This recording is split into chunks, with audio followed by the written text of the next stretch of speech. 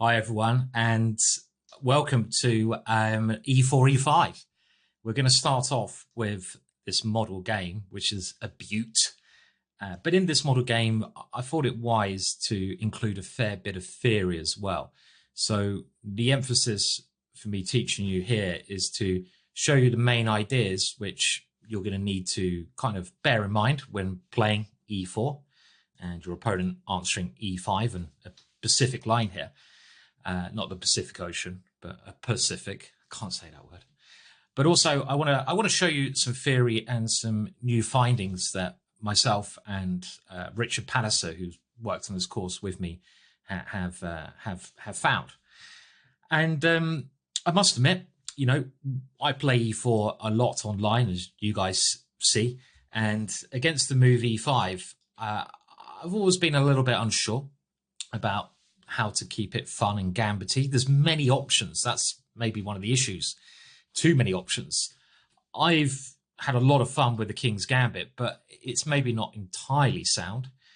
I've also played the Danish Gambit, so I was considering using both of these lines for the course, but then another move idea came up, which has been played at very high level, and that's the idea I want to share with you. And let's just dive into it. Well, we're going to develop sensibly with knight to f3 and now knight to c6. And obviously, bearing in mind, this is really a model game mostly. So other options will be covered later on. We're not covering everything here. And the suggested move I am going to give you now is bishop c4.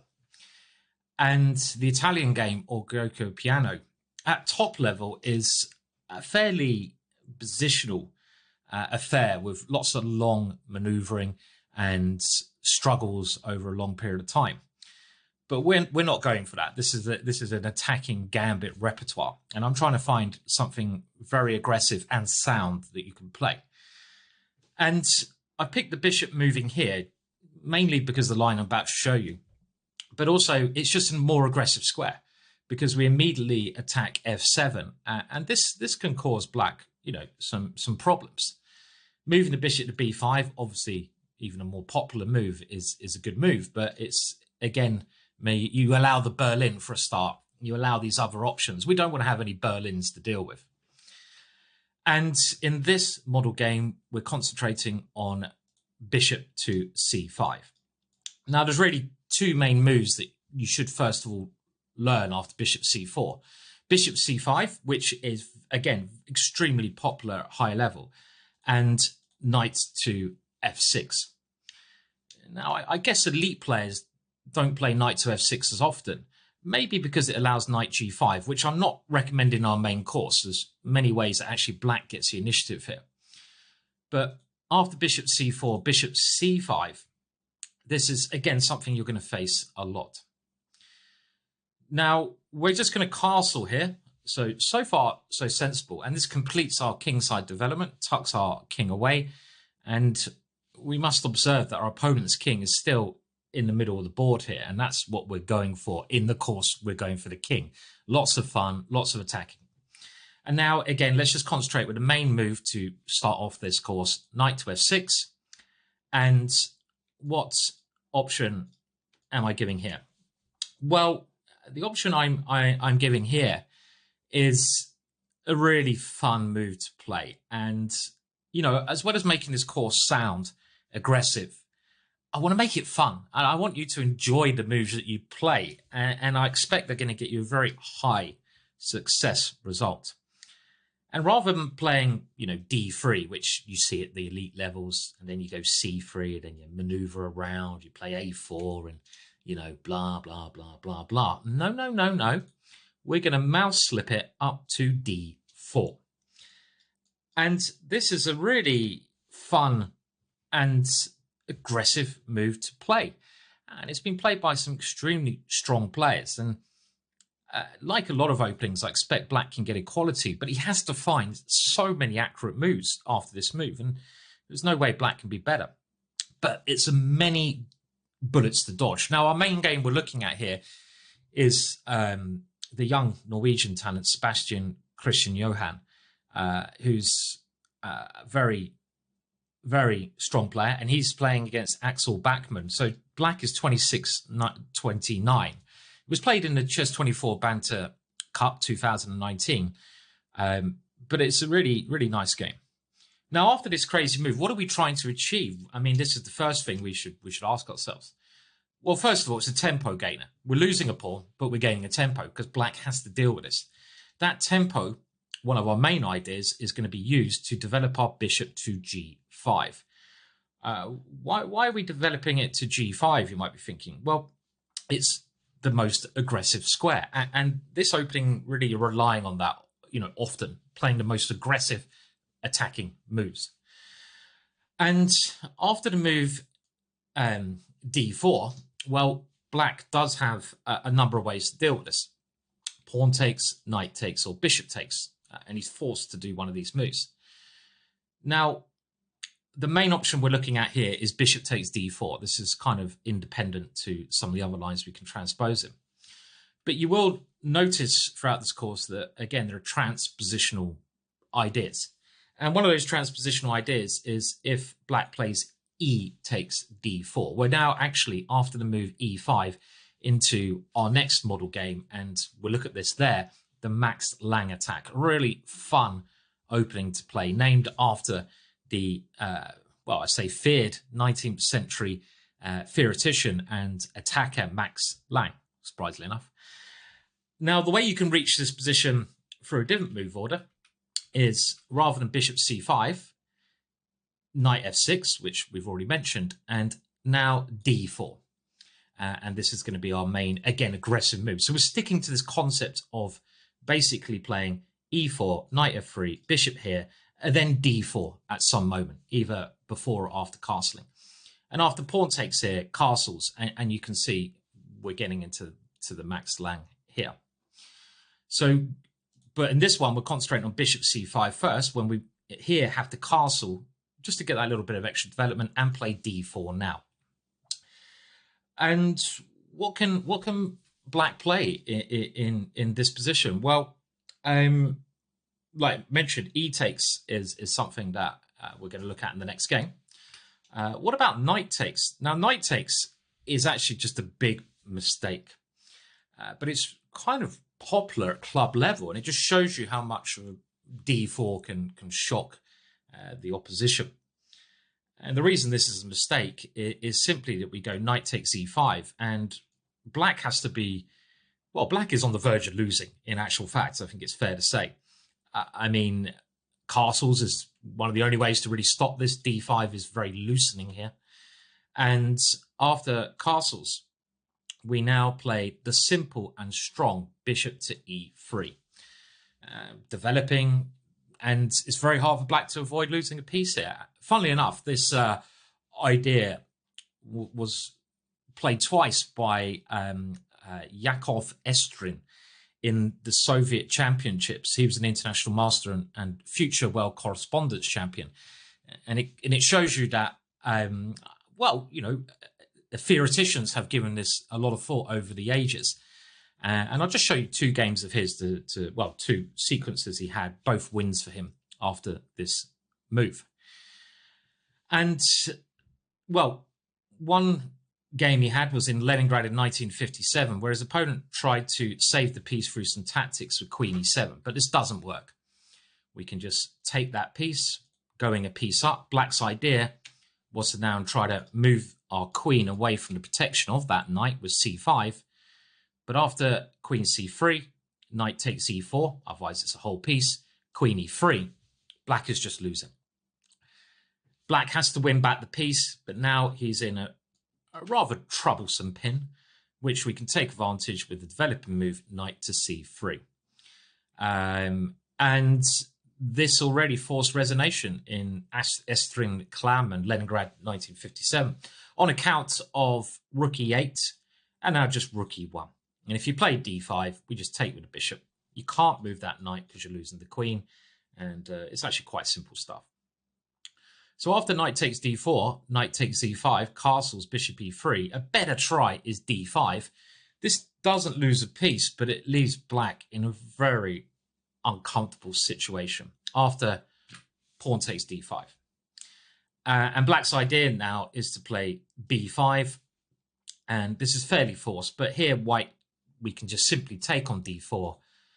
Black's not losing a piece, but you can see here, black's a pawn down, and we have the attack. So we're a pawn up with the initiative. That's the kind of sacrifice I like, having the initiative and having the extra pawn. And after something like bishop here, just rook c1. And this happened actually 2 years previously in Leningrad in 1955 with the same player, just winning quite comfortably from here on in. So you can already see some of the issues that this move d4 creates. And that's why bishop takes d4 is often given as black's best try. Now what is our idea against this move, which is a decent move? Well, our idea is to, first of all, take that bishop. And the reason we want to do that is twofold. We have this lovely pin on g5, which is going to be very annoying for black. And we also free up our f pawn. And the move f4 is a key component to a lot of the initiative we're going to generate. So if you want to simply, figure out what you're trying to play here, is bishop g5 pinning and then f4 attacking. We have the bishop pair, we have open lines, and black has to be very careful, very, very careful. So to start with, knight takes is clearly best, because otherwise our e-pawn has some potentials. And now we can go f4 here, but I much prefer to move bishop g5. And as you can see from these arrows, the knight on d4 is also under some pressure. And getting rid of that dark square bishop of black's means that he can't break this pin. The standard way for black to break that pin in the Ruy Lopez is to put the bishop on e7, right? So the knight can therefore move.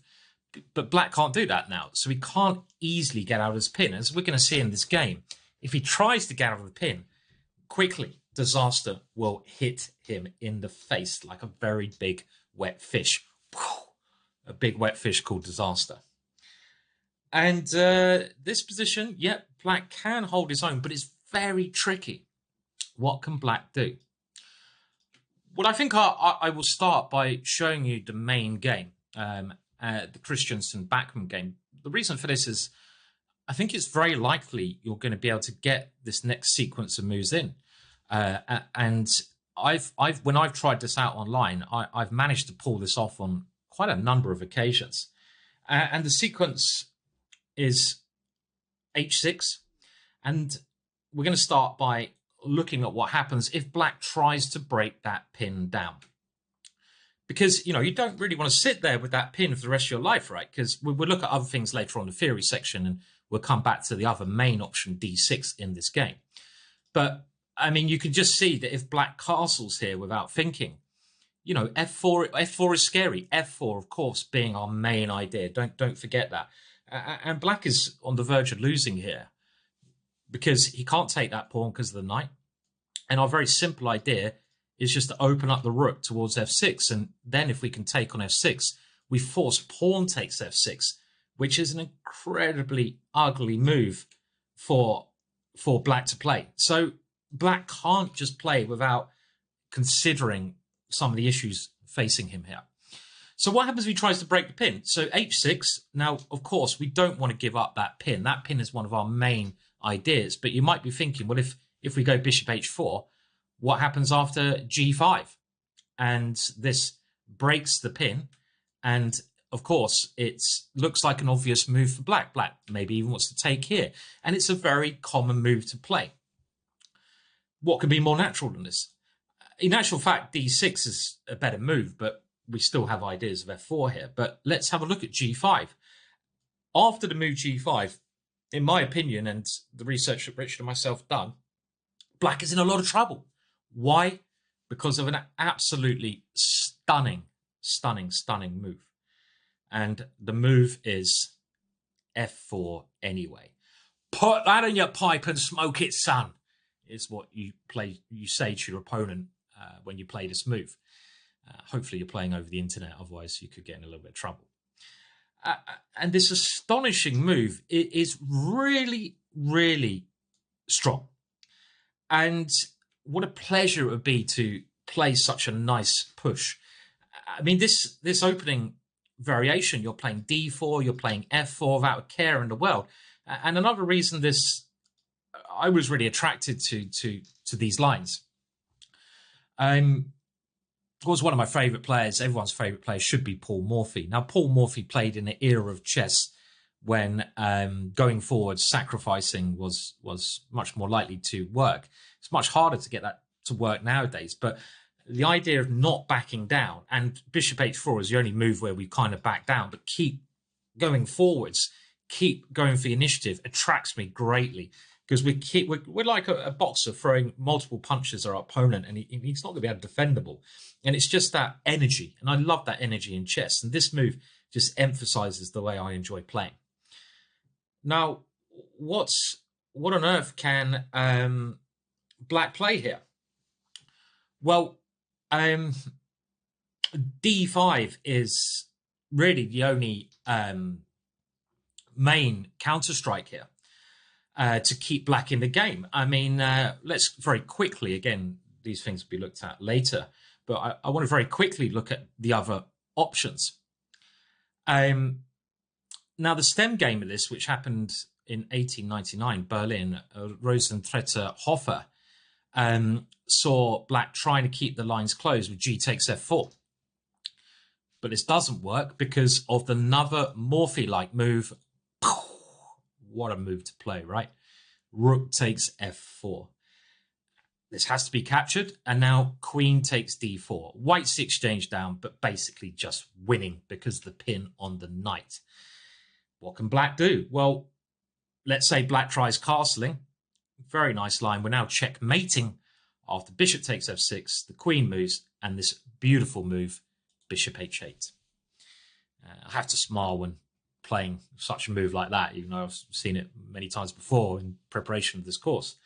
The queen's coming into g7 and good night, Black, basically. There's no way Black can defend this. A very nice line. Now let's go back to this f4. Well, what about the other capture, g takes h4? Well, we simply just play f takes e5, and both Black knights are hanging. So we're not even material down here. We're going to win material back. Black's best bet now is d5, and this leads to the game continuation. So let's go to the game. Well, d5 is a nice idea because Black is trying to counter-strike and get his pieces out. He doesn't want to be sitting there like a duck ready to be served up. And this is his best try. But here we should maintain our light square bishop, which is a very good piece in these lines, especially when you get f4 in, because we can see it x-raying down to the f7 square. And we can do that just by going e takes d5. Now, what is Black doing? Black has to grab this bishop. There's not really many other options. I mean, let's quickly look at the options. I mean, I'm assuming this is obviously critical, but very quickly, if g takes f4, you've seen the move here. Don't get my eyebrow, non-existent eyebrow, looking at you like this. Rook takes e4. And this is, again, the same idea. We're just trying to take on d4. And now something like knight to f5 runs into, let's just, this variation, when you're attacking as such, you want to always look at the most aggressive forward capturing checks. And here, let's keep going forwards. And after queen to f3, Black is lost. Black is completely lost here. So what else? Okay, well, bishop g4 doesn't help because our queen just slides into e1. And it doesn't matter about material here because we're just causing havoc to the opposing king. For example, let's say there's two options, trying to take the rook or trying to take the bishop. Let's have a look at them both. Let's say knight takes c2. Well, we just dive in with queen to e5 check. And this way, Black can get the queens off the board. And generally, we don't want to swap queens when attacking because the queen is a very strong attacking piece. But in this structure, that's not the case because we keep our initiative, our tempo going, and the attack by taking on e7. The king has to take, and now just f takes g5. Black is just in really bad shape here. For example, if he takes on a1, a very common idea, let's grab that knight first, is knight to a3. And we're just going to win the knight on a1 with a winning game. 2 minor pieces for the rook is nearly always a great, great trade. So what about knight to d7, the knight just maneuvering away? Well, this happened in the game Nihal Sarin, the young prodigy from India, against Vrana Pardubice Rapid 2017. And Nihal just went g6 check, f6 now played. And in actual fact, Nihal went slightly wrong here. We're going to improve on Nihal's move, which was knight to c3, which is still good. But we're going to improve with the idea of h3. We want to push that bishop to an inferior square. And now, always, if knight takes here, it's worth pointing out that we can take the bishop. And if the knight tries to come out, well, it can get out, but it's not going to survive very long. We have check.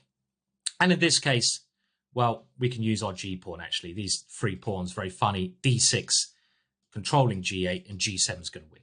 It's all losing for black. If bishop h5 is trying to take the g-pawn, this may be more sensible. Now we have the very nice tactical move, again, opening up the bishop, d6 check. But the other idea of this move is to get the d5 square. And you can see, even without the queens, we don't need the queen to attack here because every other piece is enjoying themselves so much anyway. And there's 2 options. If c takes, well, let's bring that knight out. Yes, you can have that rook, but I'm going to go knight d5. And after something like king f8, just knight to f4 is a nice solution. And combined with ideas of taking the bishop, coming into e6, I think it's just clear to see that black is completely lost here. So what if he takes on d6 with the king? What if king takes d6? Time to chase that one down, boys. Bishop g3 check. The king really should try to run back to safety, but now just knight to c3. And this looks nearly playable for black. He's got to grab that rook, otherwise he's just losing. But I don't believe it is playable. And we're going to play like Morphy here. We don't care about material. Knight d5 and king f8, otherwise we're grabbing that one. And now we don't need to grab that knight. If we did, we probably got plenty compensation. But let's keep going forwards. And even without the queen, even without the rook, even without our knights, we're going to get this beautiful position here. Where after king g7, bishop e5 comes. And look at the power of these pieces. And this is, again, these are just some of the lines you're going to get in this course. These beautiful attacking sound variations, which, again, are based on novelties. This is a position, h3, that hasn't been seen before. And you could very likely get this when black is completely lost. For example, let's say he tries taking that one. Let's go rook f7, rook takes c7. And at some point, we grab this rook and we're not even going to be material down. Very, very attractive line. As we can see, there's lots of fun things to be had. D5, the best option. But after E takes D5, it's very hard for black to find a move. I mean, very quickly, we can look at the other ideas here. If knight takes D5, well, now we can just play F takes E5. Just look at that black king. It really needs to put some clothes on. And with the idea of taking here and our attack against F7, we're not even material down here. It's horrendous. Let's say takes here, queen takes here. And, you know, black can try defending with bishop E6, but now I'm going to show you another novelty here. We have a very pleasant position. We haven't even sacrificed here, but a very strong move suggested by the beast, the computer beast, is the yet unplayed queen F2. And the idea of this is actually to take here, but we don't want to exchange queens now. If the queen comes out, we're going to win tempo, bring our rook in and maintain pressure against black's position. So let's just show one variation where that could work. Queen D7, black trying to castle queenside. Can't be a more logical move than that. And now this move. Giving up this bishop is not always what we want to do, but tempo it's so important. And basically, one of the things you've got to bear in mind with the whole course, tempo. And we're trying to gambit, we're trying to checkmate quickly. We're trying to play a la tempo. We're trying to go, really, really not waste any moment in time. Now, if the bishop takes, it's going to be in a horrible pin. But if the queen takes, we can simply go knight c3, and there's nothing better than capturing. Rook e1, every piece of the party. Let's say queen g7, and now queen takes h4. And where is that black king going to go? We're not material down, and we have a standard idea. This is actually standard for the Max Lang attack, which we'll see later, that knight sliding in. Horrendous for black. Okay, and the only other thing I would like to mention here is, well, instead of knight d5, is knight to f5. But this offers white a number of tempting options, the simplest being f takes e5. Black's only idea is probably knight to e3, but we're not worried about this, as queen e2, and you can see what queen is lined up. Black has to try this one. If he takes on f1, we take on f6 with check and a winning attack. And after knight to g4, I like very simply knight to c3. Black needs to grab some material, but now h3. And our idea is we just want to get rid of all those active black pieces, keep black's pieces on the back rank and checkmate him. For example, knight takes f1, rook takes f1. Yes, we're a whole rook down, but remember, we are Morphy. We're Mr. Morphy today. And after something like queen g5, well, we're going to win at least that one back. And after queen g4, let's misplace the king with bishop b5. And this is really bad. If the black king moves, we have queen f2 coming in. We're only the exchange down. Clearly a strong attack. If c6 is a very amusing line where we take it, take on b7 with check, and then take here, getting our queen back, getting our material back with a winning ending even here. Can black do anything else in these variations? Well, I don't really think so. I mean, knight c3 seems just very strong. And in this position, he can try putting the queen on e7 as well. But we just take here. And this demonstrates this queen f2 move. Queen f2 coming up a lot. And this way, we're stopping black from castling because of this pawn. And our next move is just going to be d6 or e6. Or, in some cases, the knight coming here. I mean, we're 1 point down here with this killer initiative. Very, very, again, nice line. So let's go back to the game. And let's remember, the player at the back piece is Axel Bachmann, is 26-29. So if this kind of idea works against such a higher rated player, there's no reason you won't get many games in the same line. Now, after pawn takes h4, white just simply takes on e5. And this is a little bit similar to that last line, right, we looked at. We just saw what happens if knight takes d5, queen takes here. Can you remember what to do after bishop e6? Queen f2. Bachmann tried knight to g4, but now queen takes d4 anyway. And I could stop here saying white's a pawn up with the attack, but the end of the game was so attractive. I do want to show you how Johan finished off Axel here. I like the name Axel, probably because I'm a Guns N' Roses fans, right? Cool name. It's not because I like cars and axles so much. And let's just show you quickly the end of the game. Well, black tried queen g5, e6. Again, tempo attack, forwards. Ask yourself, what would Morphy do? And now f6 was played, trying to block lines down as good as try any. The last piece comes out, looking for e4. c6 tried. If black swaps queens, it's again one of those situations where the queen exchange doesn't actually help black because of bishop b5. And after king e7, just rook e1 is very strong. And the nice line about this, after knight takes c2, is this typical move in the middle that allows our knight this square, d6. If the king takes, our rook comes to d1. And if the pawn takes, our knight comes in here. The e-pawn's coming. And, well, we're easily winning here. That pawn is too strong. So c6 was played. But now knight to e4. Many other moves.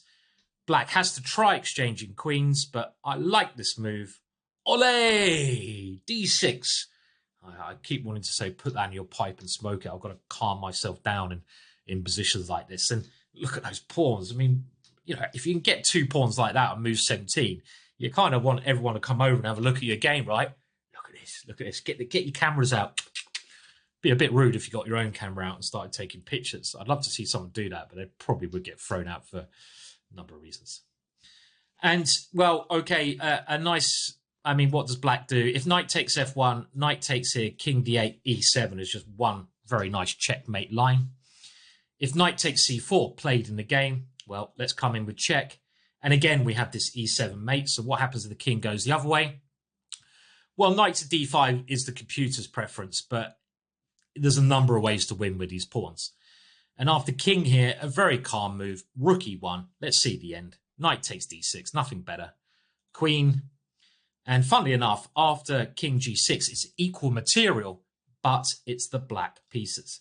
And I honestly think if you play these gambit aggressive lines we're recommending in this course, you're going to get many positions where your opponent won't be able to get out the starting blocks because we're not going to try to give them a chance. But we're doing this, of course, with all sound lines. And here, after rook f6, black resigned because there's a couple of nice lines. For example, I like this one, checkmate. And what happens if the king goes the other way? Well, it's just as nice looking. Rook g7, checkmate.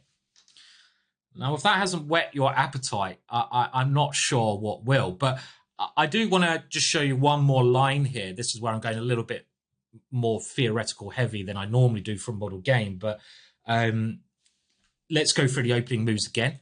And obviously in this model game, we're concentrating on, we're playing this setup. If you want to keep it simple to remember, and let's go through it, we're putting our bishop on c4 because we're going for the most aggressive placement of our pieces pretty much throughout the course. And after bishop c5, the main consideration here, we're just castling because we're getting everything now nicely situated to now push. Knight f6, we're now playing the bold, aggressive, tempo gainer, move opener, d4. This move combined with getting rid of the dark square bishop, pinning, then playing f4 is key. There's 3 ways that black can capture here. If black captures with a pawn, it will bring us to the Max Lang attack looked at in the next game. If black captures with a knight, we take on e5 and he's losing. If black captures with a bishop, we now get rid of that bishop because we don't really want it coming back to e7 or having ideas of taking on b2. So let's just get rid of it.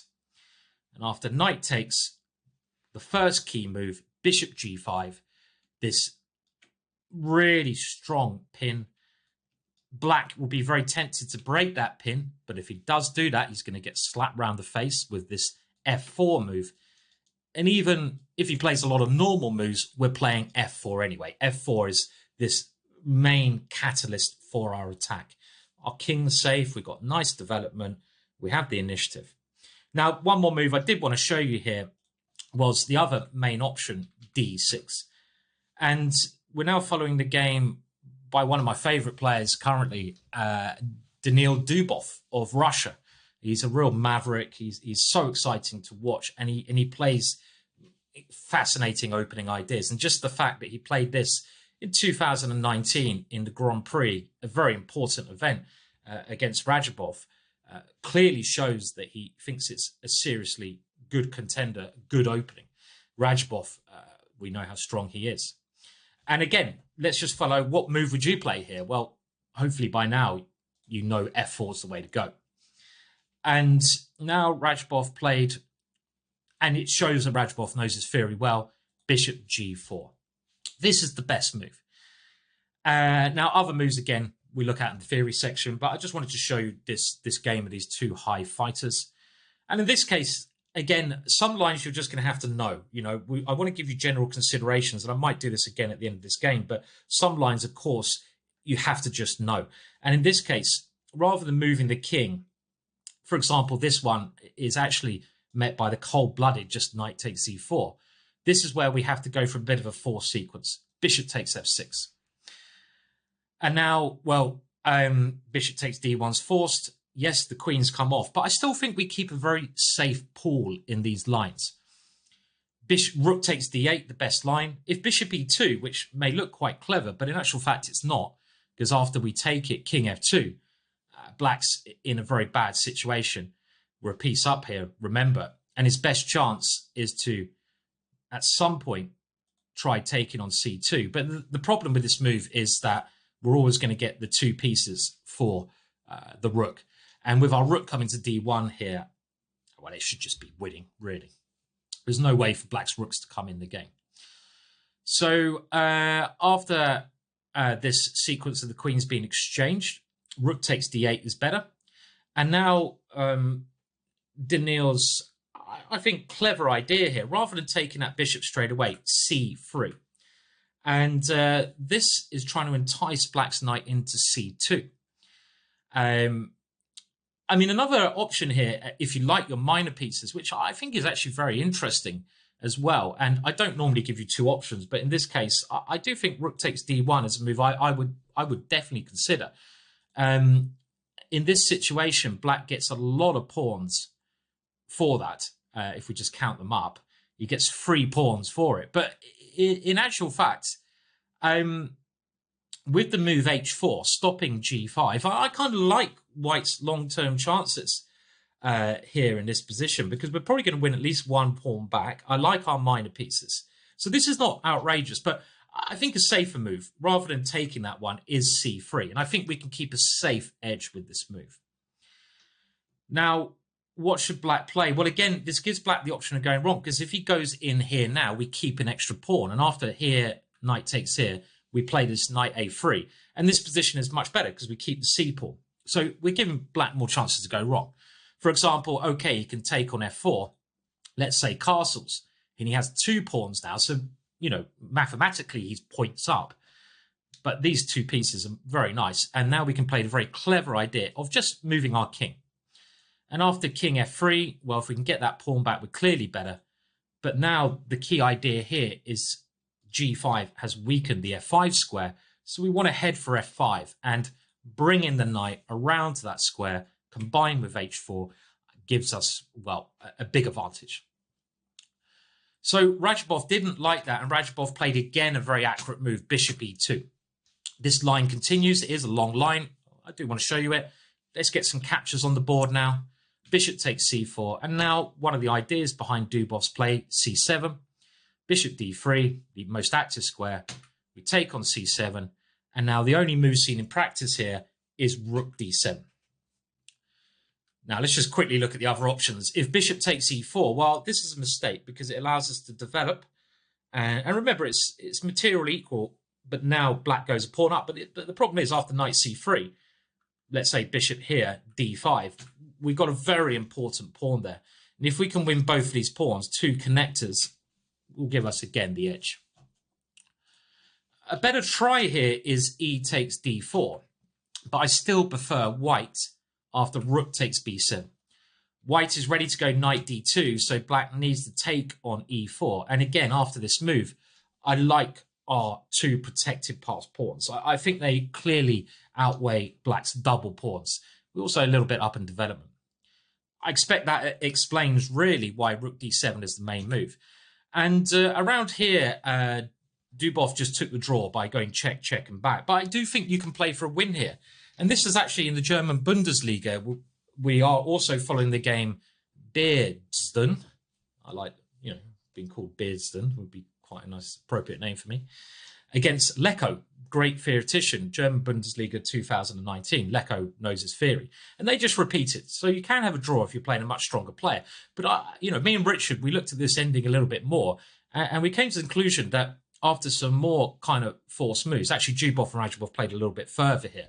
You can play a very simple ending where you shouldn't lose. You're the one who has a very slight edge. Let's look at what we mean here. Well, first of all, I think we should check.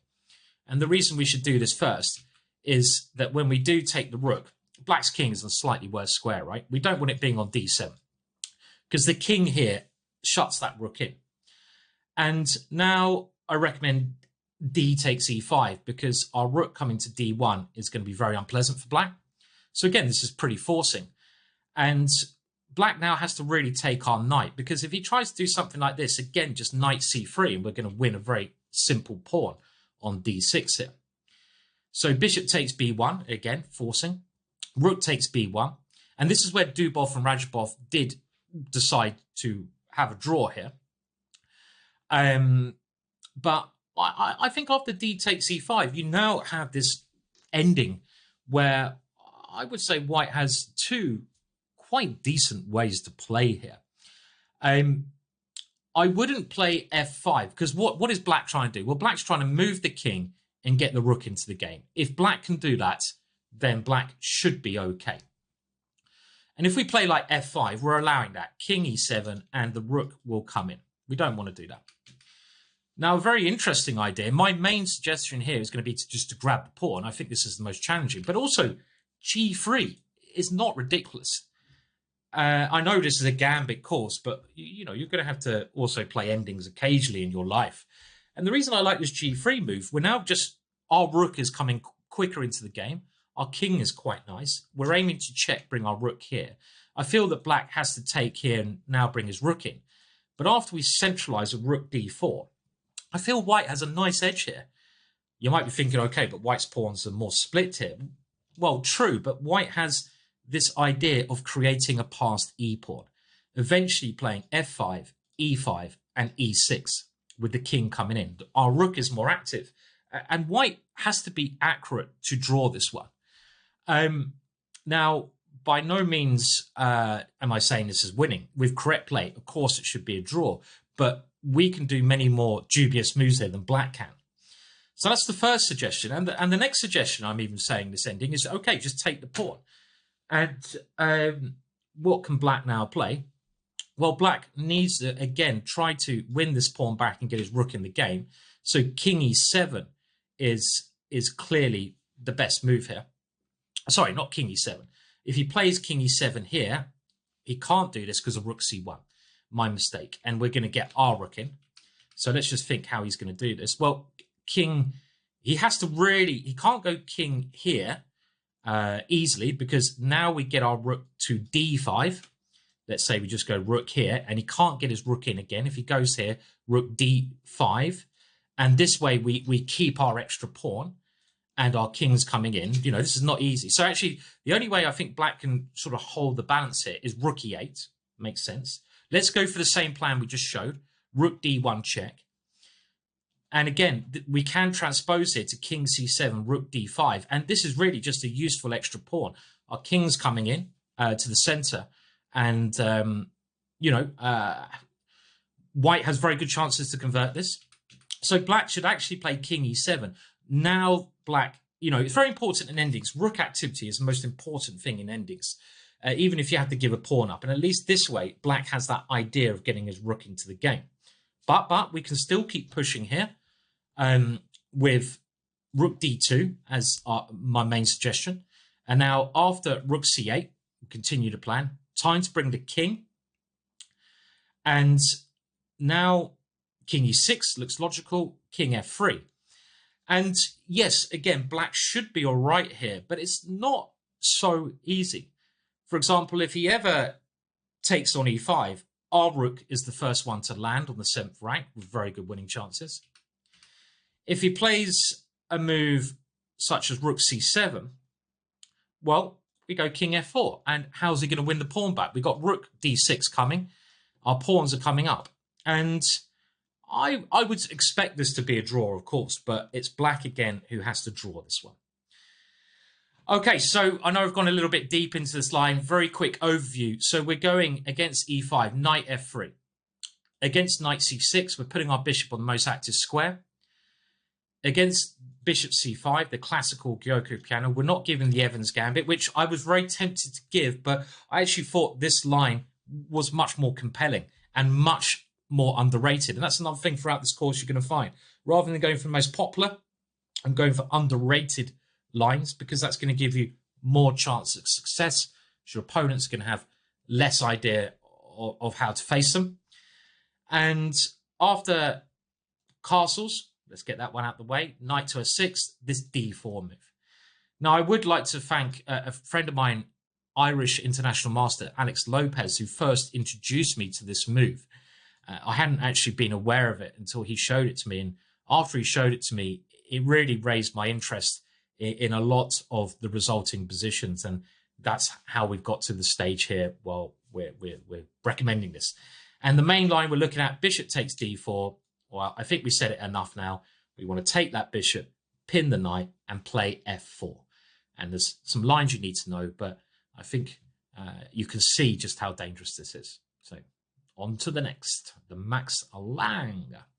So we come on to e4, e5 again. And this time we're going to look at black's alternative after our standard moves of knight c6. And hopefully you know what to play here. Bishop c4. And rather than bishop c5, as we saw in that amazing game that Johan Christensen played, we're going to look at knight to f6 and what our suggestion for this repertoire is here. The game in hand is Li Chao, 27-14, playing this system as white against Wang Yu, who's 22-95, 2018, when we could actually play chess over the board. Whoa, what does that feel like? Rather than playing online, people are going to forget how to move pieces in the Dresden Open. And of course, knight f6 is a move I fully expect you're going to encounter a lot. And there are a number of ways we can play against this, but our repertoire is d4. I'm liking this d4 move. It fits in the theme of what we're playing against bishop c5. So this is our push that we're playing. We want to play like Morphy. We want to have some great attacking games. In order to do that, we need to open up the position, open up lines, and go for quick development. And now, after pawn takes d4, we are castling, offering the second pawn here. And this is kind of like the starting position. Now, of course, we're going to look at this in more detail in the theory sections, but let's start to introduce you to some of the ideas in this exciting Max Lang attack. Max Lang, this theoretician we mentioned in the previous game from Germany, who came up with these very exciting opening ideas. Now, I would like to point out that the actual move order used in the actual game, and I don't want to confuse you though, but the move order used was actually d4 here. Maybe some of you might like this move order, but it's not really my main recommendation. My main recommendation is just to stick with bishop c4, because really black's going to play knight s6 or bishop c5, and we saw how much fun that other line was with d4. I mean, you don't have to learn that much of these lines, but you're going to get some great fun positions. But after knight f6, d4 is the way we're doing it. But if you go d4 straight away, you can see that things did transpose here with castles. But again, let's not try to confuse things. So let's go back to our move order. We're going bishop c4, knight f6, d4, immediately doing something in the center of the board, right? We're not giving any time for maneuvering. We're creating a dilemma in the middle. And now the critical line, pawn takes here, and here castles. Now, there's nothing wrong with e5 here. The thing to bear in mind is that against e5, black should nearly always counter-strike with d5. Without this move, black can be in trouble. I say that. There's some interesting lines with knight g4 here, as I've mentioned in another course. But in general, d5 is the standard response from the white point of view that we're going to be most keeping an eye on. But we don't want to do this quite yet. Our way of doing things is after d4 takes, just to castle. And we saw this in the last line even, where we castle first before going for a more, continuing our attack. Now, here, knight takes e4 is probably one of the best moves. This is like the main idea, taking the second pawn. But there is a major alternative, and the major alternative is bishop c5. And now those astute users out there who are watching this, you may suddenly realize that this could transpose to the last game. And again, I think these transpositions are very important. I'll go over them again at the end of the video. I want to try to, in these model games, really repeat myself even on a number of occasions. And the reason I'm doing that is, you're maybe new to this opening.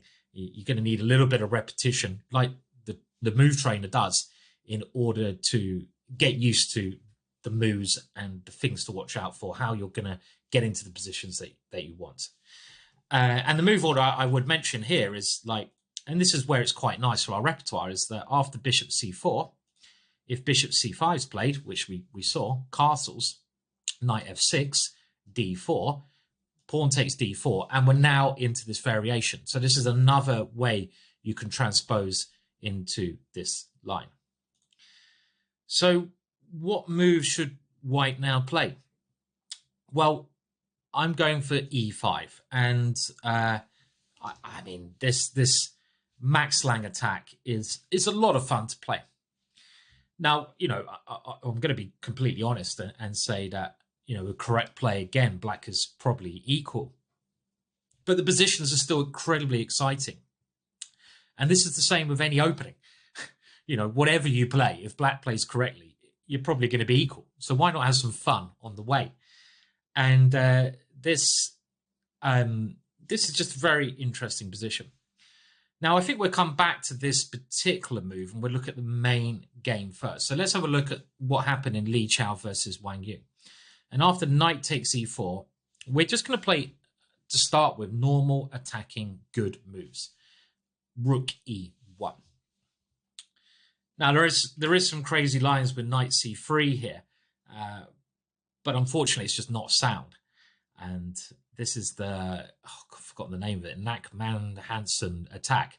But unfortunately, with correct play, black is just better, really. And there's nothing you can, you know, I don't want to obviously give a line, especially when you're white. It's a lot easier with white trying to find interesting variations. One of the reasons I have really enjoyed this course, because I've been able to, myself and Richard Palliser, have been able to experiment with ideas.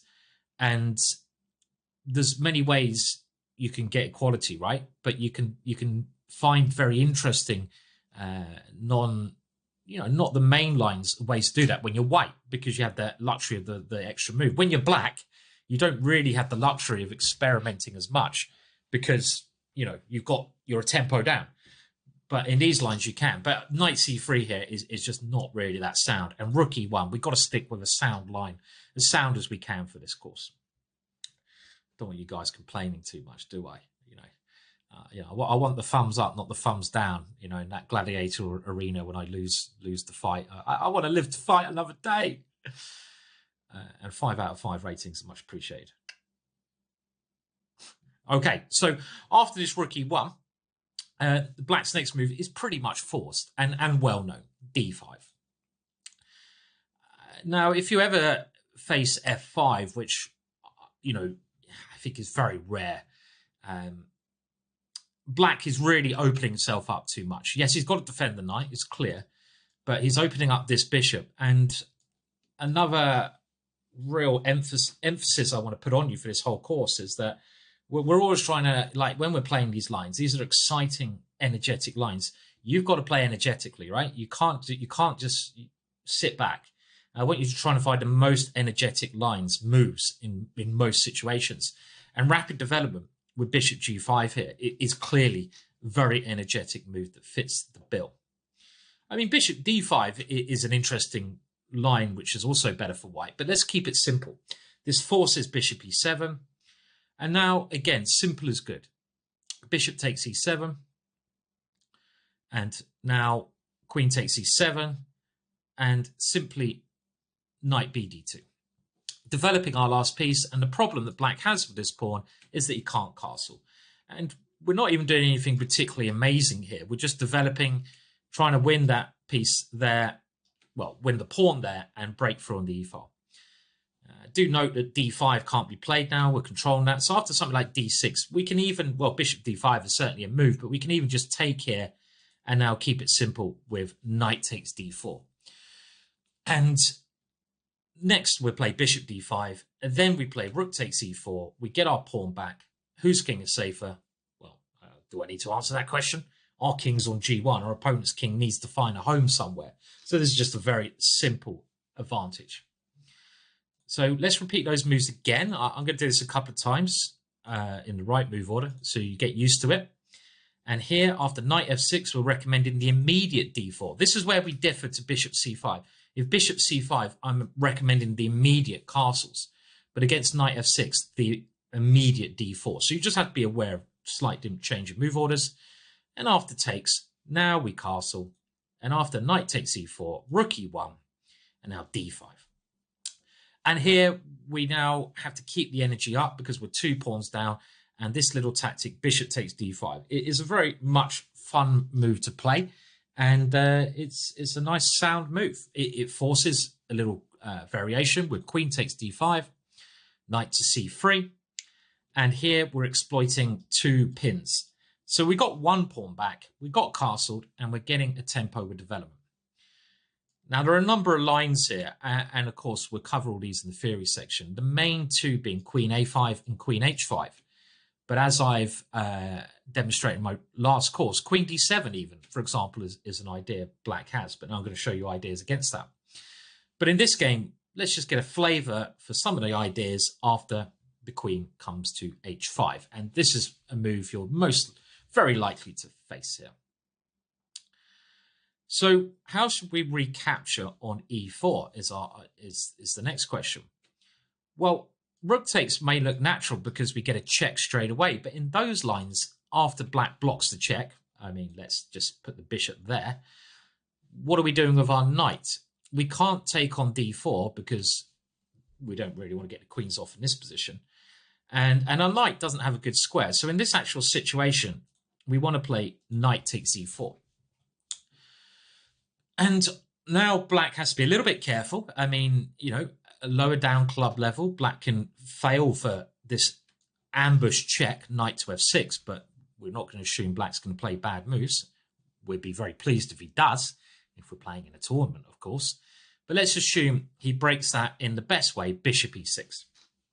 One of the best ways, at least. We'll look at other options later on. These are all standard moves for the Max Lang so far. And here, maybe black now wants to castle queenside, right? And as well as it keeping our initiative going, we've got to stop our opponent achieving his goals. And the last piece we want to develop is our bishop. So all of these moves, very natural. Bishop g5, preventing black's king from escaping the center. Yes, we're a pawn down, but we have a lead in development. And that is absolute compensation for having the pawn down. And, you know, when me and Richard will work out lines of this course, again, just to show you how we got here, we're trying to find you gambit lines, exciting lines where you can have fun. I want you to get there again and just go, get in there, sack a pawn, yay, play like a nutter, like a Viking crazy man. But attack. But we want to do it in a way that, you know, you're not going to find errors in our analysis. I hope. We spent a lot of time on analysing this. And Richard Palliser is the main cog, really, in the deep end of these courses. You know, we've thrown the ideas together, but he's one of the best theoreticians in the world. And he's really found some great ideas for white in a lot of these lines. So there's a lot of new stuff here. And now after this bishop g5, well, h6 was played. And we'll come to this in a minute. This is the main game. And instead of h6 here, what other moves can black play? Well, the 2 other moves are bishop b4, I think is very interesting. And also bishop d6 is interesting. Now, bishop d6 is actually black's second most popular choice. And when I've done some work on the Max Lang before, I gave this as one of black's best choices. I think in a chess.com video I did years ago, I basically said that, you know, this move should be equal correct play. Black accepts some structural damage. And, you know, to be fair, we're not going to go into the theory here. We're going to look at this a lot in the theory section. So I don't really want to actually even show this now. We'll save the hard work for later. But let's have a look at this bishop b4. This is quite intriguing. And here, the main suggestion we're giving is just knight takes d4. Now, again, you're going to have to enter into some endings, I'm afraid, if black plays perfectly. You know, we're going to try to avoid that, but we can't always. I did spend And Richard spent some time analysing this interesting c3, which is a move which, if you do get this bishop b4, which is kind of unlikely, which is very tricky for black. Let's just have a look at this first. For example, black doesn't want to waste any tempo moving that bishop, so he's got to really take here.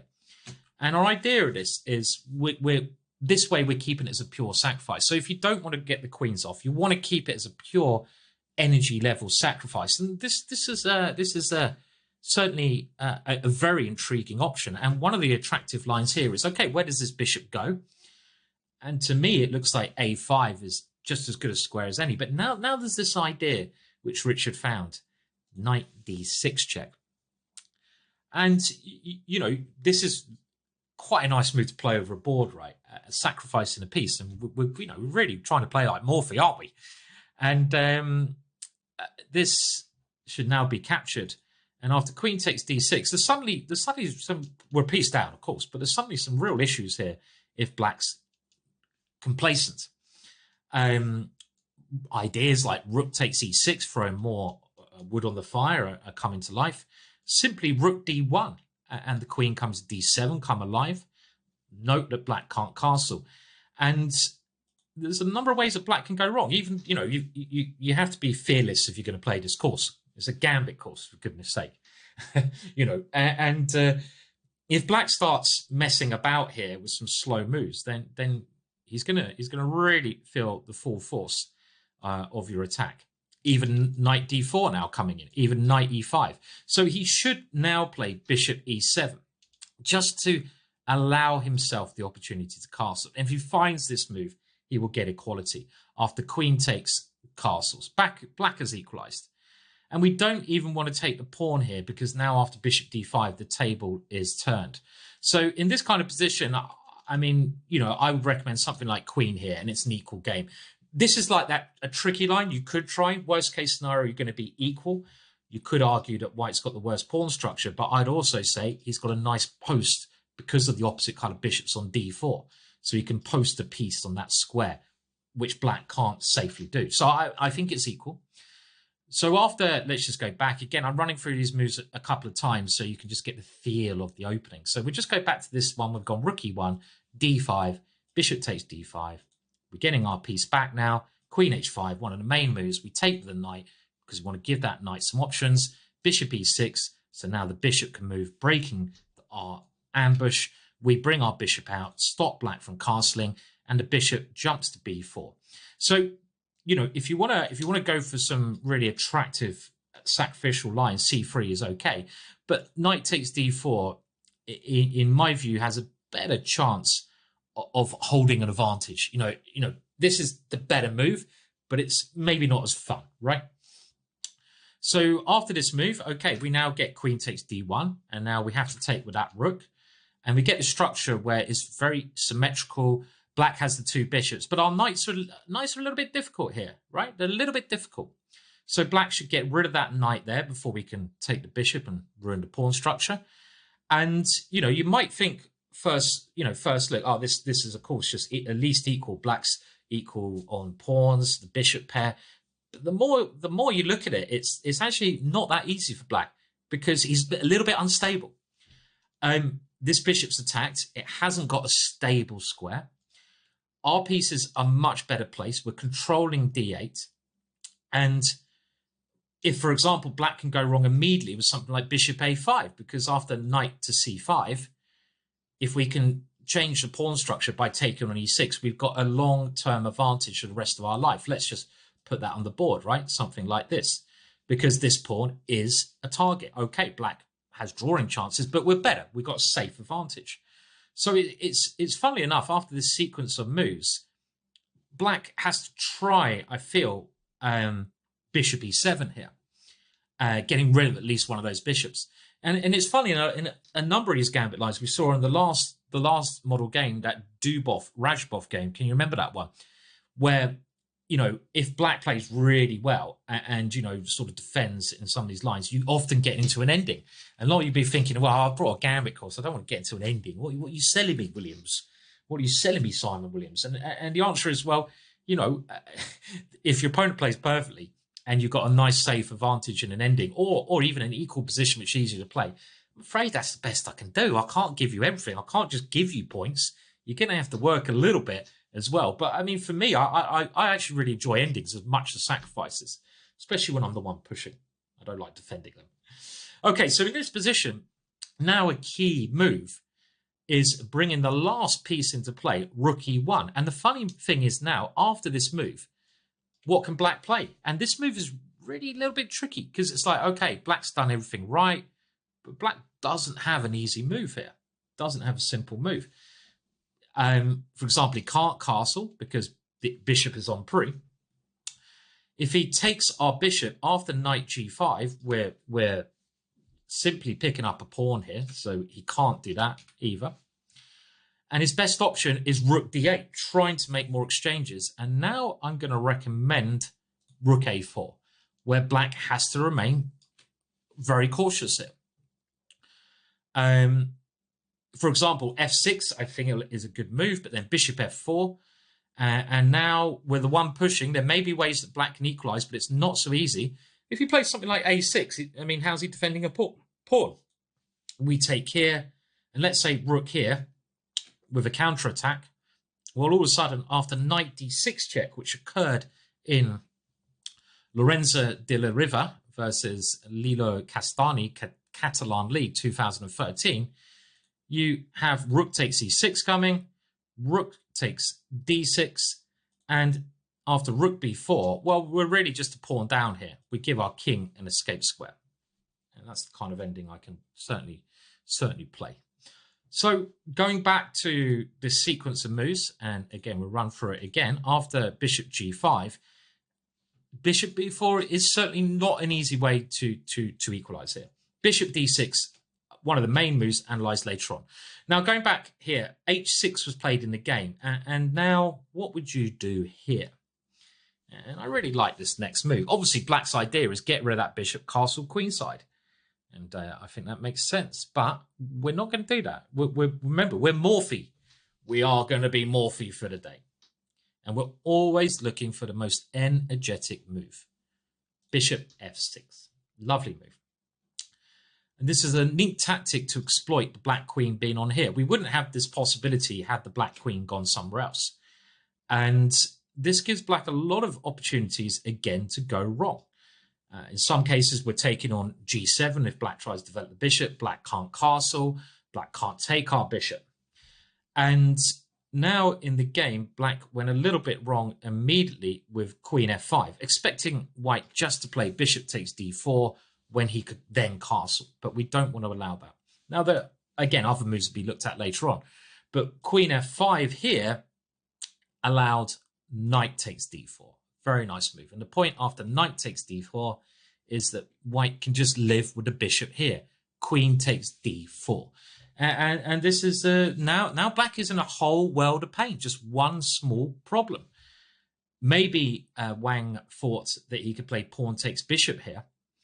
But after knight takes f6 check, king e7, the only square, knight d5 check is the winning idea. The king doesn't have anywhere good to go. We're going to take on c7 or do a discovered check, and the rook is hanging, and black is losing. Our rook on e1 is pinning, and in this case, winning. So in actual fact, just a couple of one sloppy move, really, queen f5, and black's already in a world of pain, because what does he do with his king? There's nowhere he can put his king. So he tries to swap queens, queen d5, but we don't want to swap queens here. I mean, there are some interesting ways to, just be a pawn up. Bishop takes g7 when we should end up winning, to be honest. But I like queen e3 because, this is what top players do. They don't go for the easiest advantage. They try to maximize their edge, and they try to keep it as difficult for their opponent as possible. And keeping the queens on here with black's king in the middle must be the way to play. The bishop is clearly a taboo here. And now queen f5 was played. Black struggling to find a right idea. If queen a5, well, rook d1, the last piece comes in. And, I don't think we need to look at this more. Except, okay, the line where maybe this capture, this is the only chance. But again, this knight d5 is very strong. And in this case, queen e5. Yes, we're a piece down, but we're threatening to win the queen with a check. We're threatening to take the rook. Black can't castle, remember that. If he does castle here, he won't be able to castle online, but if he castles over the board here, that's the kind of thing like, oh, I missed that one. That's when you call the arbiter, even though we're still winning the queen with knight e7, but that's totally irrelevant. But let's have a look at the game finished. It went queen f5, and now knight d3, queen d3. And the idea is knight d6 check, and queen takes queen because of the pin on the bishop. If queen d5, then the queen would have danced to g3 here, and the queen's finding better squares all the time. Bishop e7, desperately trying to castle, but now just bishop takes g7. If rook g8 here, well, then knight to f6 check, bishop takes queen. Yeah, thank you very much, my friend. And if rook d8 here, as in the game, well, knight d6 check was a very nice tactic. And the rook is hanging. As simple as that. So after rook takes, we get the queens, bishop takes h8. And, okay, well, in actual fact, Black gave Li Chao a lot of respect here and resigned immediately. It's a pawn and exchange up, so it's losing. Okay, so before we go over these lines again, I do want to just go back and just make sure that let's go through the move order again. We're going bishop c4, knight f6, and then we're playing d4.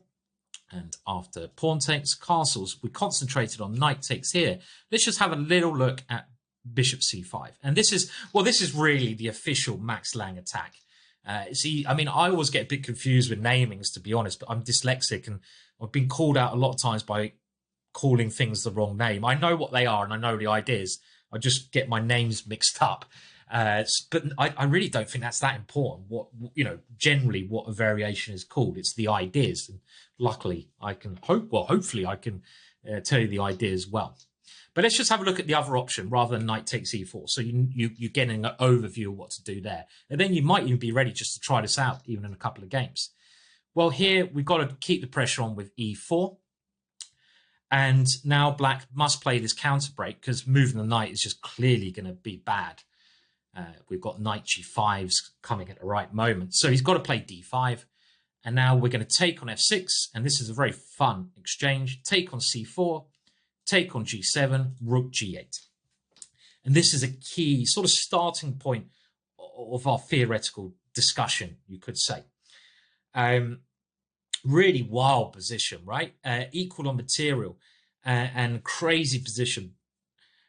Traditionally here, white has given a check with the rook, but recent games and recent practice has shown us that there's actually a bit of a stronger move here. Why check can help black get developed when we can keep that as an option? And the stronger move here is bishop g5. Simple developing move. And to be honest, these positions are so fun to play. You don't see them a lot at top level. I'm not sure why, actually. You do occasionally. I mean, again, very strong players play these lines. Christiansen, again, we're going to have a look at now against Mosenko, two top grandmasters. But I feel it should be played more at top level. And now Black really has to play bishop e7. And we're going to cover this one later on in the theory section. If he doesn't find this move and instead goes queen d5, for example, which to my eyes, very logical, yeah?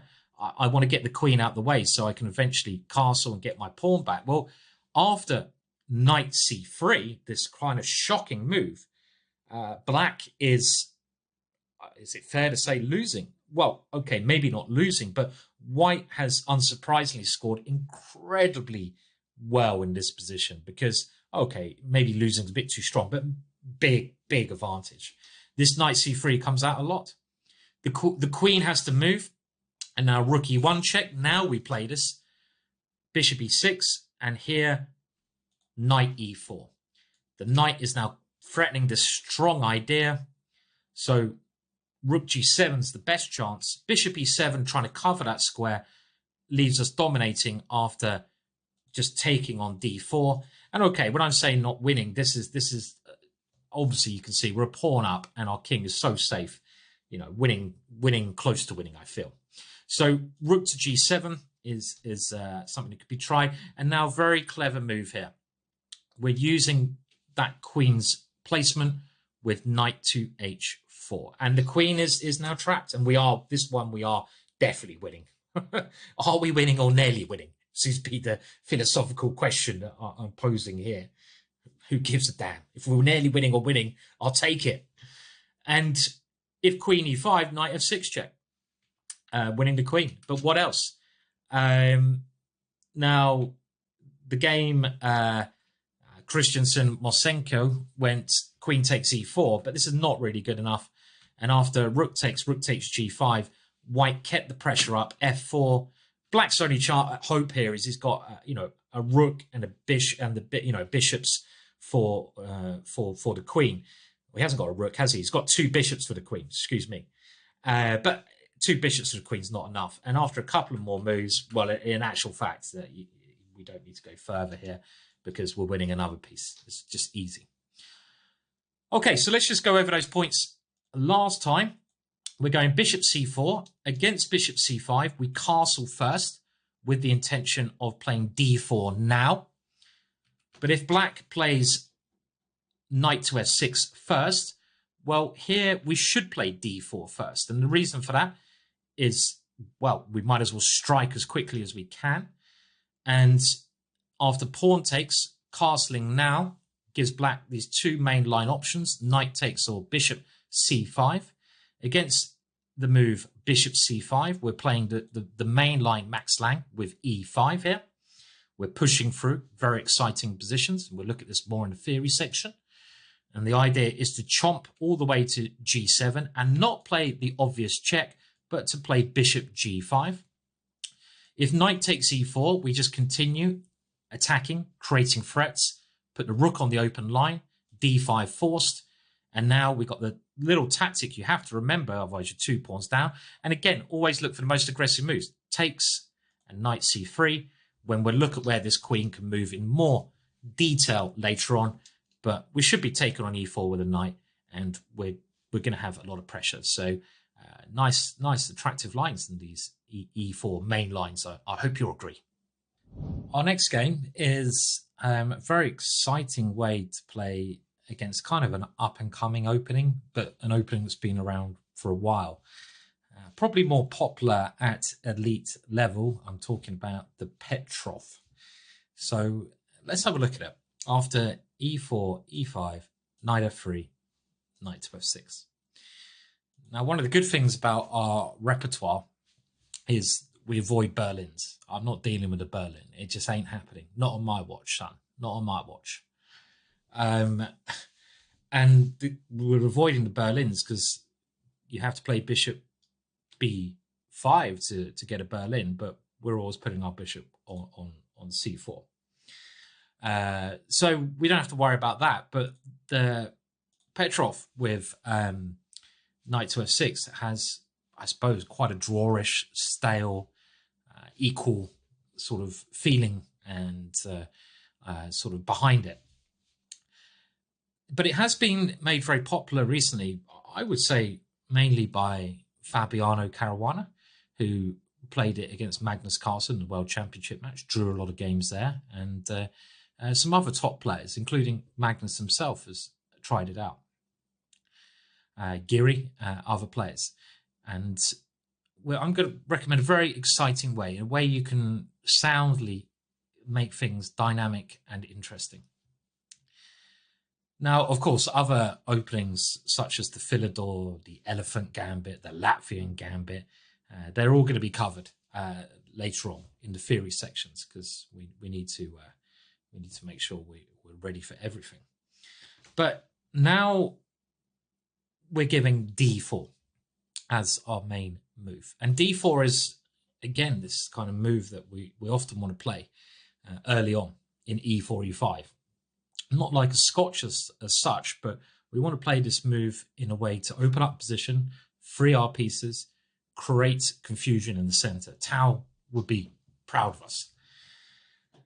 Now, I'll be honest, I was thinking about giving knight here and knight takes f7, but I couldn't really make this work. It's interesting, but black is better here.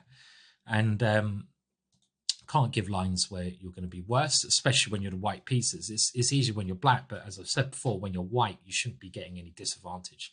And d4 is a very exciting move. Now, in this game, where we have Elmasi, who is a strong Hungarian grandmaster, 2707, he's on the white side, and he's playing against Nish Giri, and this is the Beijing Rapid Competition 2011. And here, Giri plays the main move, knight takes e4. And this d4 move already is a little bit peculiar, because generally white is taken on e5.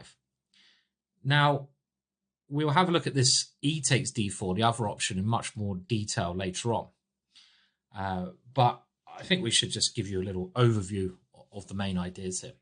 And now, again, if we're going to get the opportunity to play aggressive, we blooming well will. Yes, please, e5. Forcing the knight to move. And now queen takes d4, winning our pawn back. And after d5 here, we're going to play what might look like a surprising move, because this makes the pawn structure very symmetrical. But the reason we're playing this is that after knight c3, we have very pleasant development advantage. And let's say knight c6, okay, our queen has to move. And again, you might be thinking, why is the queen moving? But our queen actually has a lot of aggressive ideas on this square. We have a little bit more space. The knight on d6 is blocking, and our pieces can come to squares much more naturally here. But we'll look at this later on in more detail. And again, this is good chances. Black can get equality, but white's the aggressor. White's the one pushing. And even though, you know, my idea with this course was to make it Grandmaster Gambits, everything's a gambit. I kind of realized that we can't just give gambits in every single thing, but we are going for when a gambit doesn't really fit the bill. So if a gambit's just going to leave you in a worse position, we're going for the most aggressive move I can find that is sound. So that's what this course is all about. But let's go back to the main line after d4. So d4, a little bit peculiar, knight takes, and now a very interesting move. And this is the second slight confusing move for black. Pawn takes pawn. Now, the main move here is bishop to d3, and this is, you know, quite normal, and black plays d5, and we're back into these quite symmetrical positions. But after pawn takes e5, it's a really interesting position. I mean, if we can kick this knight away easily, then we're doing okay. You know, just bishop d3, even the queen coming out, we've got a nice space advantage. So the most testing move is bishop c5, of course. And now we're recommending yet another blooming sharp move, bishop c4. You know, this is like re-raise. You raise me, I re-raise you. And this is a very interesting move, which has, I think, brilliant practical chances, especially away from elite level. And as we see, even at elite level, it's claimed a number of victims. Now, other options here include bishop e3 and queen d5, but we're sticking with this. It's the most aggressive move. And like I say, we want to play the most aggressive. Now, what does black capture on f2 with? If black doesn't capture on f2 here, we're going to get a chance to castle. And our space advantage revolved around the pawn on e5 will be very nice. The knight on e4 is also, you know, in some problems if we get castled. The other main idea behind bishop c4 is the f7 square, which we're going to see a lot during this course, especially in the e4, e5 positions, but in a lot of other lines, like the hillbilly. Whew, the hillbilly, good old hillbilly. We see that square is key. So knight takes f2 is the best move here. Now, bishop takes f2 check. It might look quite, you know, tempting for black, because black grabs a pawn, checks, misplaces the king. But after king to f1, it's a little bit tricky for black to get coordinated. There's a large threat in this position of queen d5 with the dual idea of attacking the knight, attacking f7. So that would effectively win a piece here. And the other idea is just to attack the knight. So we could even do that in a way like bishop d5. And if the knight moves, we just pick up the bishop. So let's say black castles, for example. Well, now queen d5 is still interesting and maybe still very strong, but this is probably just more secure way to win. Because if the knight moves, we take the bishop. And if the bishop moves here, well, of course, this is not that one. That's not a good way to win. But this one is. The queen comes into d5. So after bishop f2, king f1, black's really got to push a pawn here. And f5 is not the way to play. In these positions, generally, the rule is when there's a pawn on e5, black should be trying to play d5. We'll come to that in a second. If f5 is played here, let's very quickly just deal with this one first. Well, I think we should open it up. Now black really can't castle. Queen takes here. And we're following the game Kushnitsdinov versus Hoviniashov Aeroflop Open 2008. And white should have been winning here after actually just queen d3. It's the same idea to push this knight away, take the bishop. d5, bishop takes d5 doesn't work here. So queen e7, trying to hold that knight. And now just simple chess, knight c3. If knight c5, queen e2 actually traps that bishop, even after the exchange of queens. So knight takes c3 is the best try. But actually now we're going to change to just trying to checkmate. Bishop g5. We see this lovely flowing move often. And, black's in all the trouble. Queen e2 check was the surprising move. But if we play something like queen c5, well, we just play b4 and our attack is far too strong. For example, the queen goes here and now there's a lovely idea. Now we've misplaced that queen a little bit of rook e1 check. Very attractive variation here. This is, some beautiful lines that, again, I have to thank Richard Palliser, who's done a lot of work on this course for finding these great ideas. And after bishop takes, now queen here check. And this is why the queen has been kicked away. And after the king has to move here, our queen slips into the position with checkmate on move 15. Nice, right? So let's just go through that again. So that's bishop c4, bishop takes f2, king f1, the safest square. And as we saw there, we want to leave the rook here. f5 has been played quite a lot, but it's a mistake. Open it up, move our queen, attack the knight. Queen e7, one of the only tries, develop. And now if knight c3, we go bishop g5, and queen e2 is the other move we just want to quickly look at. In this case, well, we have to take the queen off, but after king f2, well, now black is losing a piece. That knight is trapped. Nice lines there. So the better try in that variation is to try d5. And this has to be tried. That f5 move's just losing. And in actual fact, now we've just got to be a little bit careful, because if we go on pass-on, now black has the extra option of castling. And I say it's an extra option here. Now that he's opened up more lines, we don't want to be giving black the initiative. So after d5, we have to play queen takes d5. Yes, the queens are going to come off, but we still have this idea of winning a piece. f5, only way to try and stop that. But after pawn takes, knight takes. Now, okay, we simplify a little bit more. And here, rook e1 leaves black's king in an uncomfortable position, and it promises us an advantage. Where does the king go? The problem is, if it comes here, it's going to be liable to a check. But if it goes to f8, then rook d1 is suddenly just winning material because of c4. And this is just very, very strong and winning. So the king has to try coming up to f7. And now knight e5 check, king f6. And we've got to try to target the main piece. And b3 is a sneaky way of doing that. And I think you clear to see black's in trouble again here. So this line is again, it's just a little bit tricky. So we'll go back now. Quite complex variations here in some of the positions, but I'm sure you won't mind that with some of the attacks you're gonna be getting. And that's why bishop takes is wrong. And Giri played the better move, knight takes f2. Now, can you imagine, if you haven't seen this line before, what white should play now? And this is it's a pretty cool line. This, and another reason, and again, another reason we've picked some of these lines. If they're sound, it's like I want to play these moves myself. And the move here is Bishop F7 check. No, you will not be castling, my friend. Queen D5 immediately doesn't actually work. Yes, you have a dual threat, but it's very easy to stop with Queen E7. So Bishop F7 is the main move, and this is how the game continued. King takes is clearly correct. Otherwise, our queen's coming here anyway. Queen D5 check, we have to play. And now where does this king go? And again, black can fall into numerous traps here.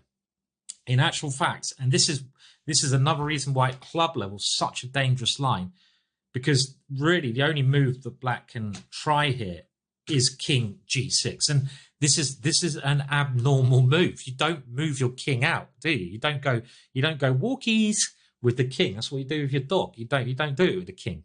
The king stays at home.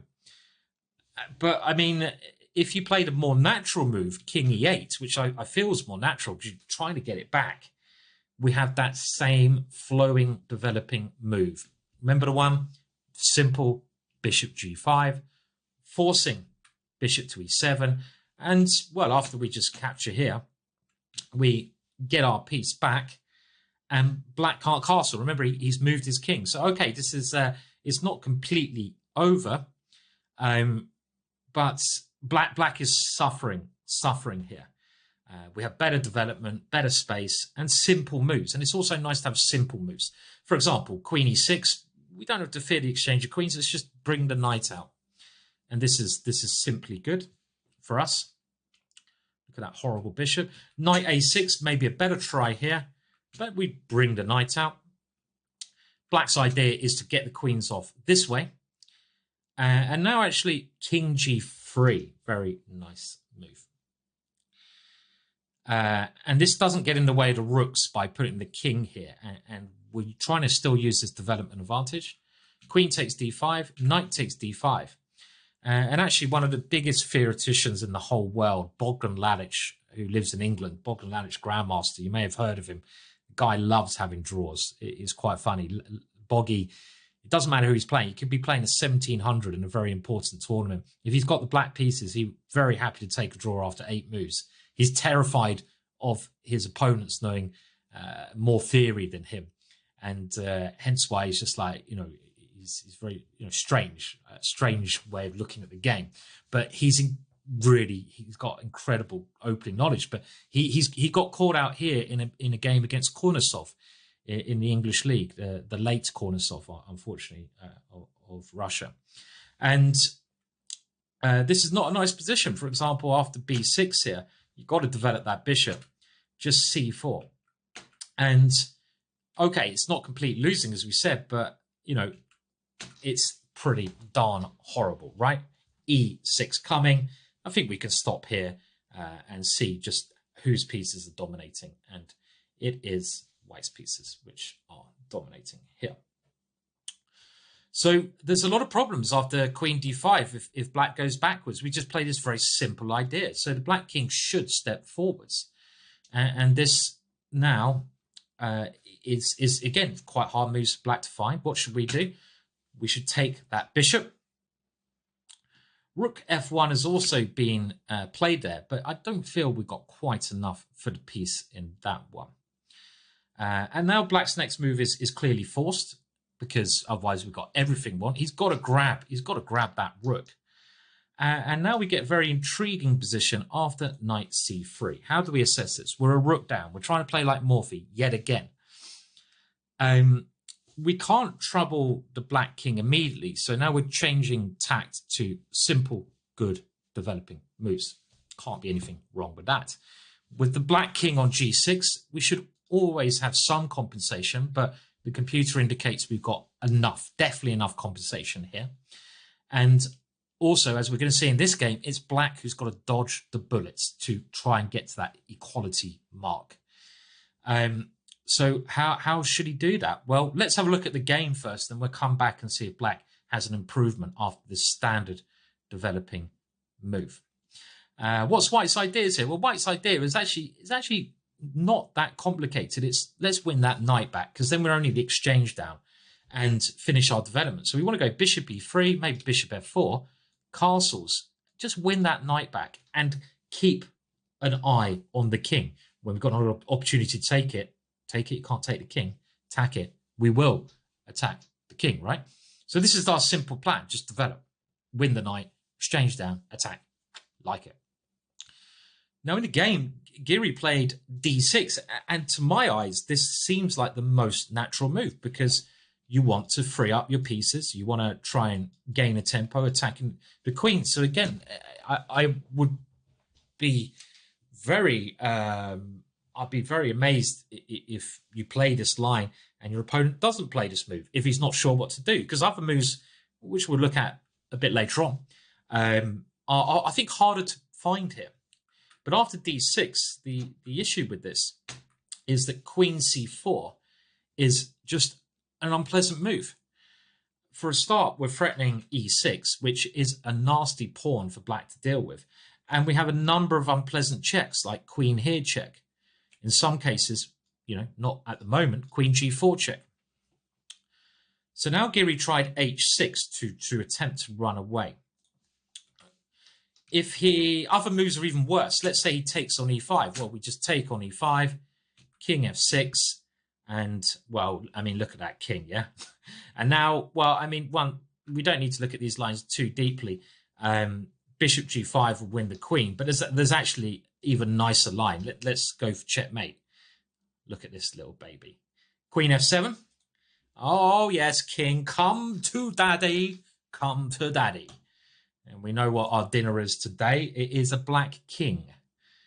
And I've never checkmated by castling. That's one of my dreams. Not quite checkmate, but it will be soon. We're just checking the king around. In we come, and there we go. And that king clearly can't survive. Again, nice line. So d6, queen c4, taking here just opens up white's pieces. That's not on the agenda for black. Knight to c6, trying to develop, allows us to play e6. Now, why is e6 a good move? It's a good move because we now have our queen harassing the king on two light squares, especially g4. And do note that this one is going to run into this check. But probably here, black has to play this. And after queen here, trying to get the queens off, check, king h5. And if you want to pause here, this position is actually a very good test of your calculation abilities and creative thinking. What's the only way for white to win? There's only one way. So pause now if you want to have a go yourself. I mean, it's not a tactics course, so I'm gonna continue. Queen e2 check, forcing king takes h4, and now again, you have to follow up correctly. And of course, seeing the first move in a sequence of tactics is no good unless you see the follow-up. Queen e4 check is the way to go. The king has to come back. And now g4 check. The king has to come back again. And now the point becomes clear, right? g5 check. And after this one, well, we want to have the option of going bishop e3. So let's go queen e2 check again. And we're going to take the queen, block the bishop, queen up. Bang. Nice lines. So queen c4. The only other thing we can look at is rook e8. At least this prevents e6 here, but it doesn't prevent knight h4 check. And this is another reason why our queen is well situated on c4. And now after queen h5, it's not surprising that white's winning here, right? I mean, the king's gone on a rampage in the opening. I mean, what kind of crazy guy is that, you know? He's running around the board like a lunatic. I mean, why should we not be checkmating him? And again, you can try to calculate this again yourselves. I mean, the thing is, in these lines, you can still lose these positions if you're a bit sloppy, because you play one bad move here, you are material down. If you don't checkmate, you could just lose. So, I mean, these positions are winning, but over the board, you'd have to take your time finding the right line. And queen f7, obvious check, is the way to go. And now Yeah, we don't care about pieces. Check. King g4, probably best. If the king comes to h3, we have queen h5 check. Oh, look at this. Queen e2 check. And now this again, I mean, it's not easy, but this is the key move. Knight d5. And we're actually threatening knight here, checkmate. I mean, what a line, right? Rook f8, as good as move as any. And the queen now comes back. And now we play bishop f4 because now we want this check. And we want to play my favorite idea, castles queenside checkmate. But in actual fact, it's better to put the king on e2. Let's just say pawn takes pawn, check. I'm enjoying this a bit too much. King here, and now I can't castle and it's not checkmate, so I'm going to have to do this checkmate. Ah, dear, I'm so disappointed doing this checkmate. It's not actually checkmate yet, but you get the idea. It will be very soon. What a line, right? Okay, I'm going to run through the opening moves again because it's very easy to get confused here. So hopefully you're enjoying these lines, yeah. So against this, and imagine the Petrov player is like, right, I want to get a draw in hand, symmetrical structure, and you go d4, and he goes, okay, well after this one he's going to go bishop d3. You take here, and he's like, oh, okay, I'm going to go here because f2's weak. And then you go here, and he's like, what's going on? What's going on, son? You're not supposed to play like this against the Petrov. And we're just like Morphy, cool Morphy. We're going to go and walk around New Orleans later, stop at some bar, coffee shop, show this game off to everyone in the bar, get some absinthe in us. Happy days. And now knight takes f2. What do? We keep going. Whoosh. And king takes. What do? Whoosh. King has to come out. And now this natural idea after knight c3, which is a mistake, d6. Really crazy lines. Crazy. So yeah, like I said, we'll come back to the other options a bit later, but let's keep with queen c4. And now I think we covered pretty much everything. We could go into these lines a lot, but Giri did play the best try. He needs to try and run away, h6, but it's still really not that good for black. Well, bad for black. It's also the same as not that good, because this nice idea, knight d5. And we've seen this kind of idea as well, trying to bring the knight around to the correct square, bringing that piece in. And this is a typical idea. We'll go over these again a little bit later. And this is a really hard position for black to navigate now. Well, maybe black can sort of hold on with correct play, but how to find the correct moves in such a structure? In the game, Giri played rook f8. And in hindsight, he could actually just about try c6 here, and he's got to find this hard move. Everything else bad. Let's just have a look at rook e8, for example. Queen e4. Let's say bishop takes bishop to f5.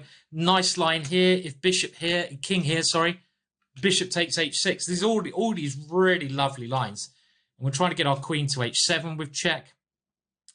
And we've now got knight g5 check. So you have to really take this one. And that king after this one is going to be dead with knight f6. Beautiful lines. And after, let's go back to that one again. So that was with the kind of natural rook e8, queen e4.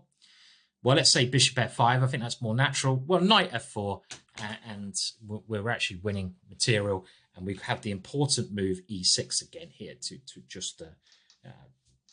basically get a winning game. We're going to win that knight or win the king. Both very nice options. So back we go again to this position. And now c6 is the only way Giri could have played. And here, I think the most scary move to face over the board is now knight to h4 check. And this keeps black on the back foot. If he plays king to h7 is a beautiful win. Can you see the winning move here? Crazy. I mean, this is the Petrov's supposed to be a solid opening, not in these lines. Knight to f6 check. Lovely. Takes queen here, checkmate. So you have to, after knight h4, you have to play king f7, and this is just about okay for black. Knight c7 check. And now again, black can go wrong. If he moves the king, there's this one. and the queen comes into a 7 checkmate. So you have to play d5. And now we keep the check going. The king goes to g8. And here e6 is the best move. Black really has to take this one because, again, that king is really bad. And now knight g6. Both rooks hanging. Again, this is a complex line, but once you know, we were trying to play like an attacking genius, and once you learn these lines, who do you think is going to be in more danger, you or your opponent? Clearly your opponent. Now, not rook to h7 is well, let's have a look at this one line. And now knight takes e6. I'm not even counting the material. It's pretty irrelevant here. And now queen f6, I feel, is very natural, trying to force the queens off. And funnily enough, we're going to get an ending. Let's go for that knight. And we just control and regroup and develop. And we have this very strange like position here where it's incredibly unclear. I mean, I expect we're going to win that knight. I expect, therefore, we're going to have a knight and bishop for the rook. But we've also don't need to rush that idea. We have very active knights in the position. And maybe black has kept some balance in the position, but I still pick white here. Long, crazy variations. Okay, so rook f8 was the last mistake from Giri in this position. d6 being the first one, h6 being, h6 being the second one, I'd say. But h6 is actually the only move, but then rook f8. So the two main mistakes, just d6 and rook f8. And after rook f8, check. And now again, if bishop f5, we don't go knight f4 now because the king can run away, but knight h4 in this structure. It's all these knight checks that we're looking for is the one to go. And after we take on f5,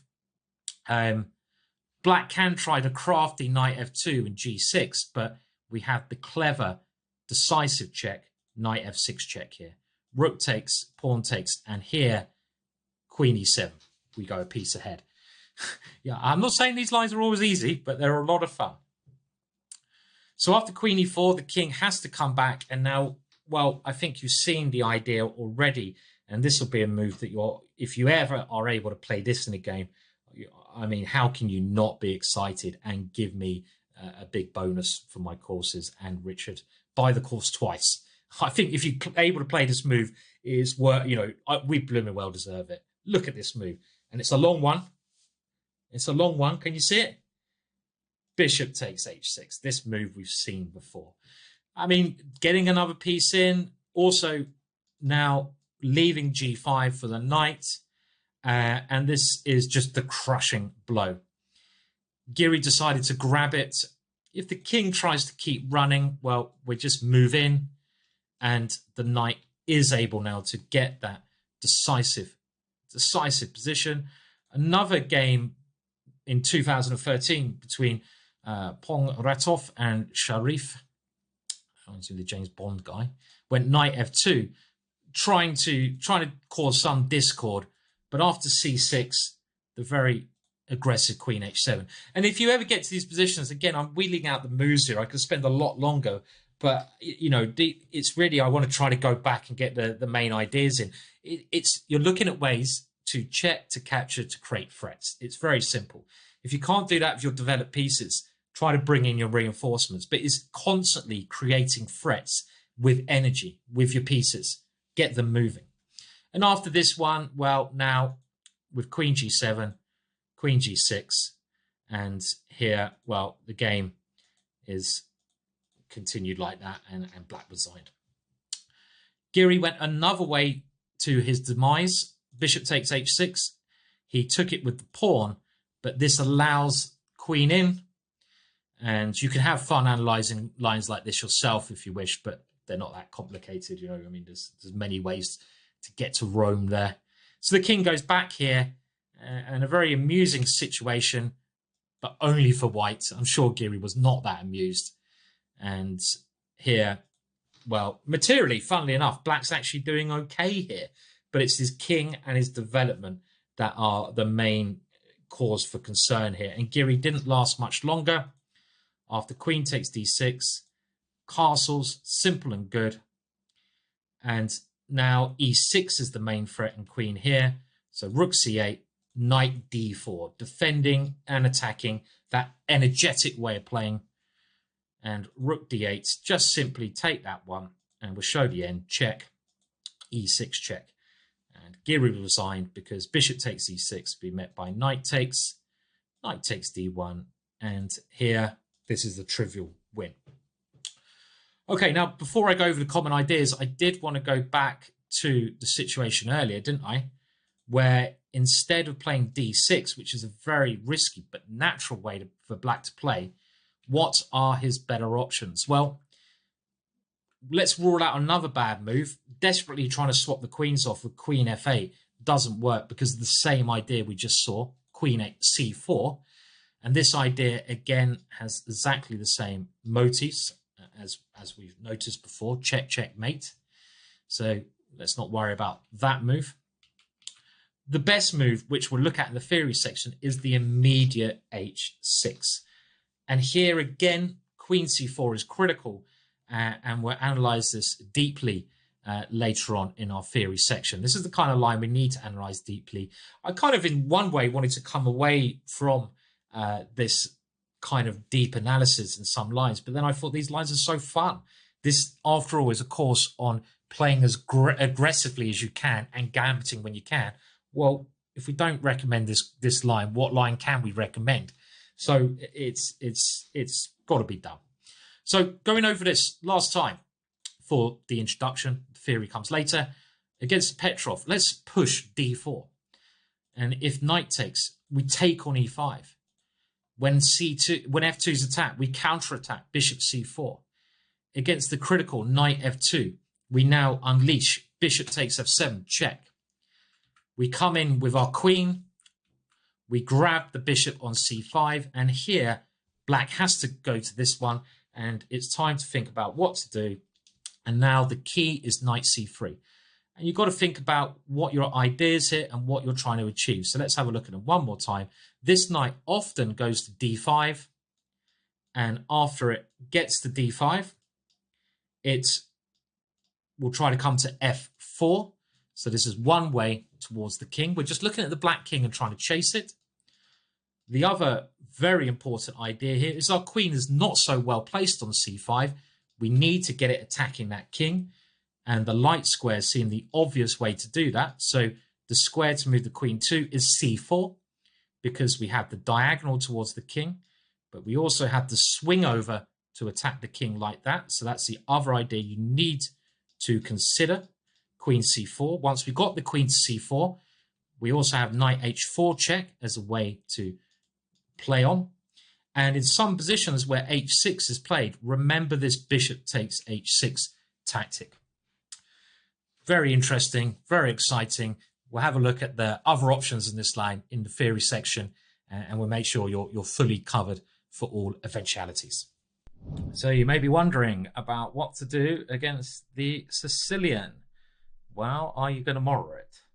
Are you going to do the delayed wing gambit? Are you going to Grand Prix it?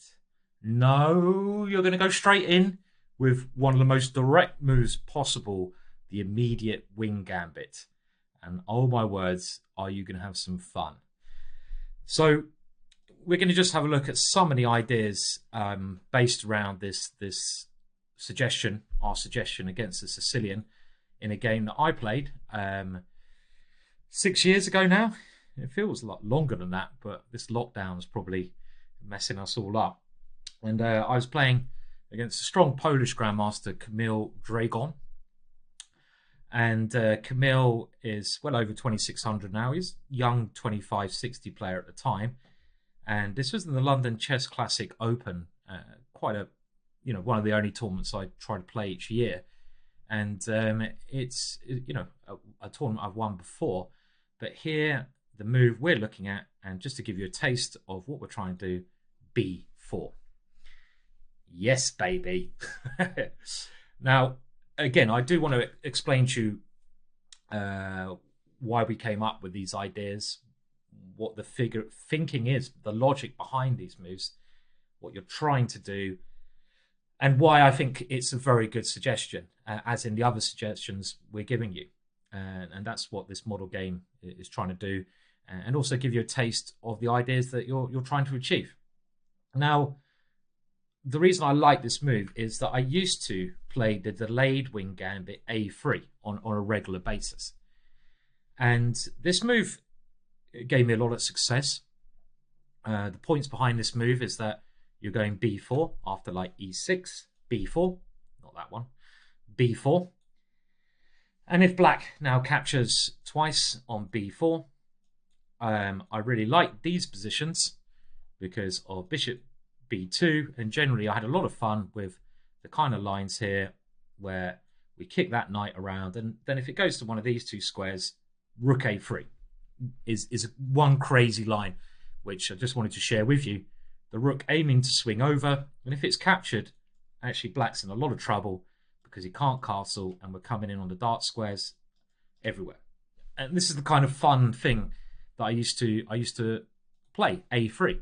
And other fun things, if black tries to go knight C6 and capture it, which we're going to see in the variations, the theory section later on. Well, here, after white takes over the center, we also, I feel, are doing very well. And I just want to point out the move D5 here leads to a lot of positions that we're going to be looking at in our wing gambit. And one of the main ideas in our wing gambit, when the queen comes here, is knight into B5.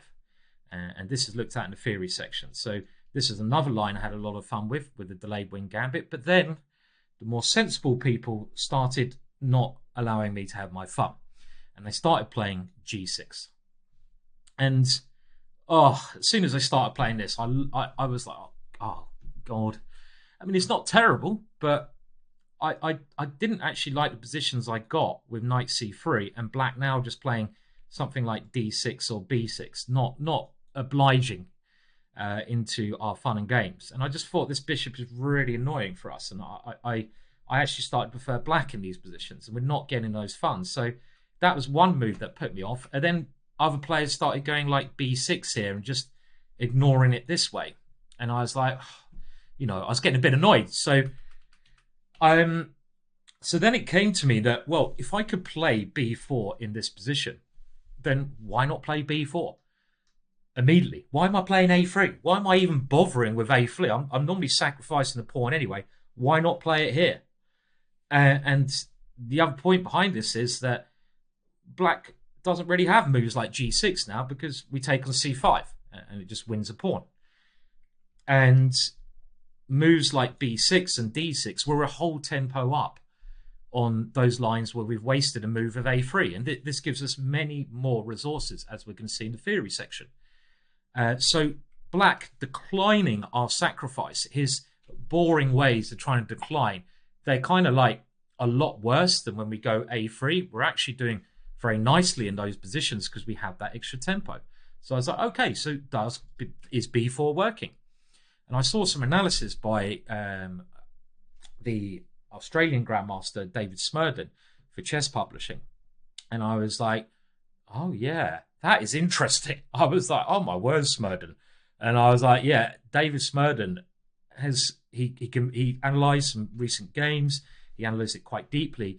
And he gave the conclusion it's basically unclear. And I thought, yeah, I can't. And then I looked at it myself with lots of computers. And I was like, I can't find a way that black's better.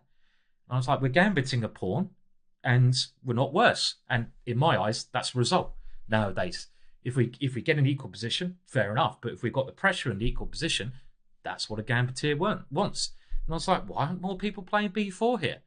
It's a good move. Because lots of people play the Mora gambit. I was also considering including this, but a couple of reasons I didn't. Number one, it's much more well analysed.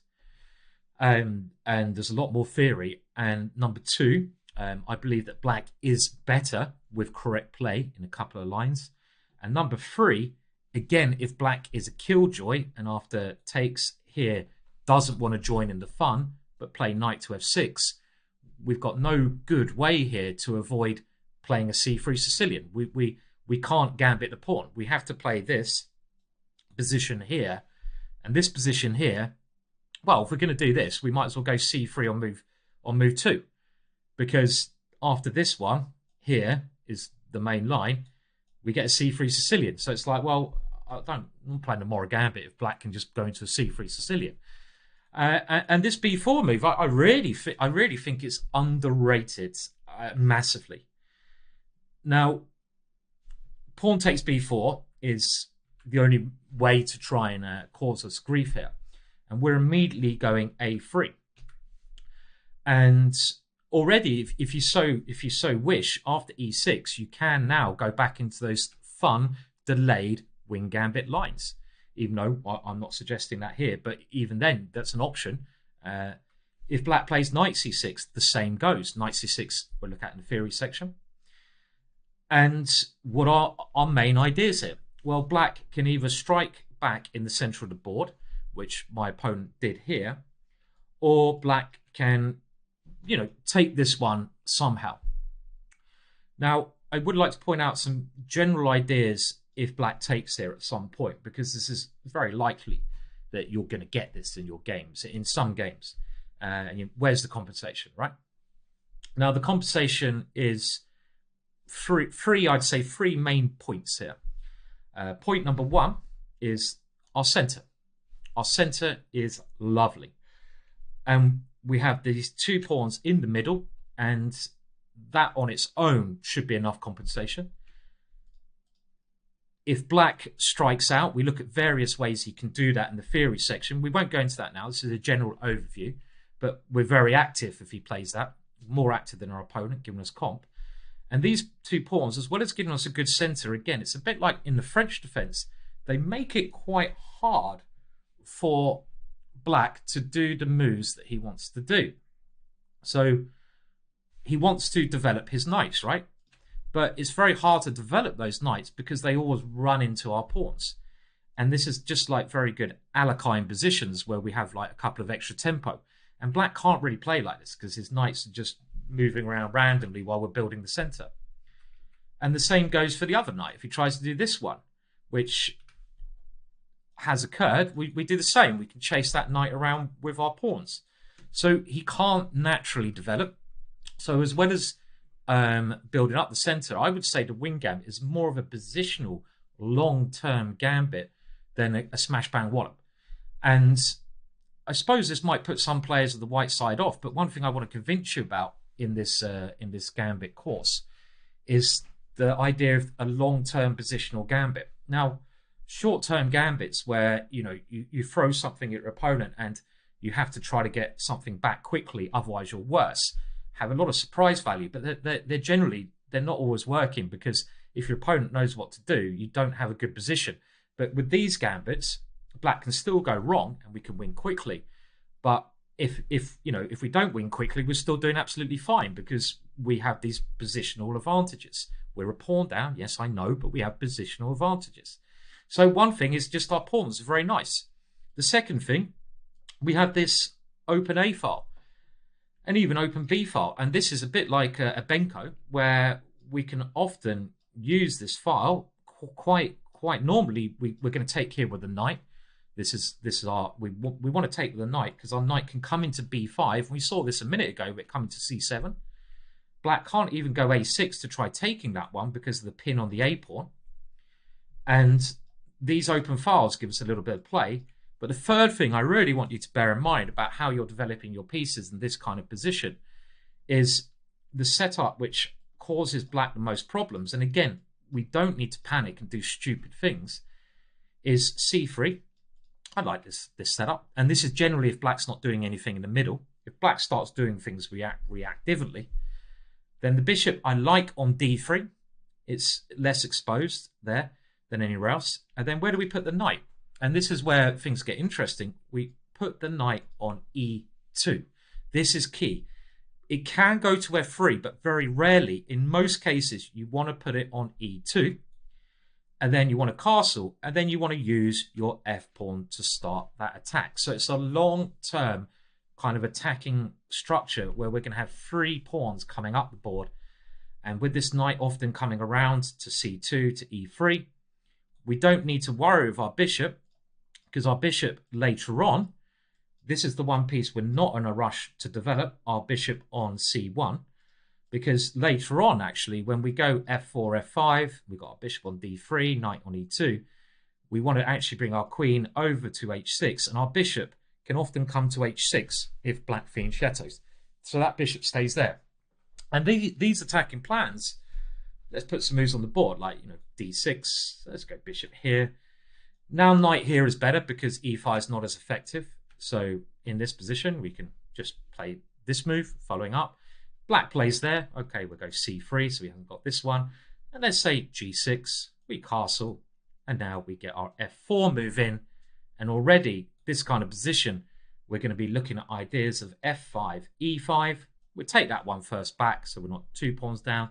This knight can come around to the king's side, this queen around to the king's side, this bishop to the king's side, and we have this very strong base for an attack. And we look at these ideas later on. So these are some of the basic things to remember in what I find is actually one of the more common ways that black plays, by taking here. Now in this game, we're going to look at what happens if black plays the main theoretical recommendation, and that is d5, striking immediately in the center. And one of the funny things I found about this in my research is that actually I thought this was not one of black's best defenses, even though nearly universally it's given as one of black's better defenses, to strike in the middle. But actually I don't think that's true. We're going to take that one, and Camille now played queen takes d5. Now you've got to watch out for this check. A lot of strong players have blundered a rook here like this. So we've got to play knight f3 first to stop that opportunity. And now again, the critical move here is e5, black trying to do something in the center. Now these positions are of course a little bit different because we've swapped off this pawn for this pawn. But if, for example, black takes on a3, we can take our knight. And this shows this idea of the knight coming to c7. We have bishop to c4 as well. And this kind of position is very, very playable. Even when the knight comes here, you've got ideas of moving the rook around. I'll just show that, like the bishop g4, knight comes in, and the king moves, rook a3. Very unique positions where black is in a lot of trouble. So black has to be careful, and the main line, therefore, is the critical e5. And now we're just going to play a takes b4. This is our main suggestion in our theory section. Now, I would like to mention, when I first looked at this, something you might want to investigate, and this is in the move trainer, but I don't want to confuse you by showing you in the video. But another very exciting line, I'll show you quickly, is c4. And again, if takes, we're going for quick development, 2 pieces versus 0. The bishop's coming out. This is good. And if the queen comes back to e6, d4 is something I've also had a lot of fun with bishop e2. I've sacked 2 pawns, but I'm getting a rook to e1 quickly. But I'm not going to confuse you with this variation now. This is something you can have a look at in the move trainer, because this is not our main recommendation. The reason I'm not giving that as our main recommendation, I feel that after a takes b4, white has absolutely enough compensation in all lines. And I also 100% think that it's a lot easier for black to go wrong in these positions and lose quickly than for white to make any mistakes. Now, what is our general plan with a takes b4? Well, our general idea, and let's just have a look at the main move where black takes back on b4. Theory covers everything else later on. Our main idea is in the theory section. Here I played knight a3 immediately, which were not recommended, but our main idea is to go c3 first in the theory. When this bishop moves, knight to a3, knight to b5, trying to get in, d4 opening up the center. If this pawn is removed, we have bishop f4, trying to really cover those dark squares. We even have bishop c4, attacking down here, development, development, and development.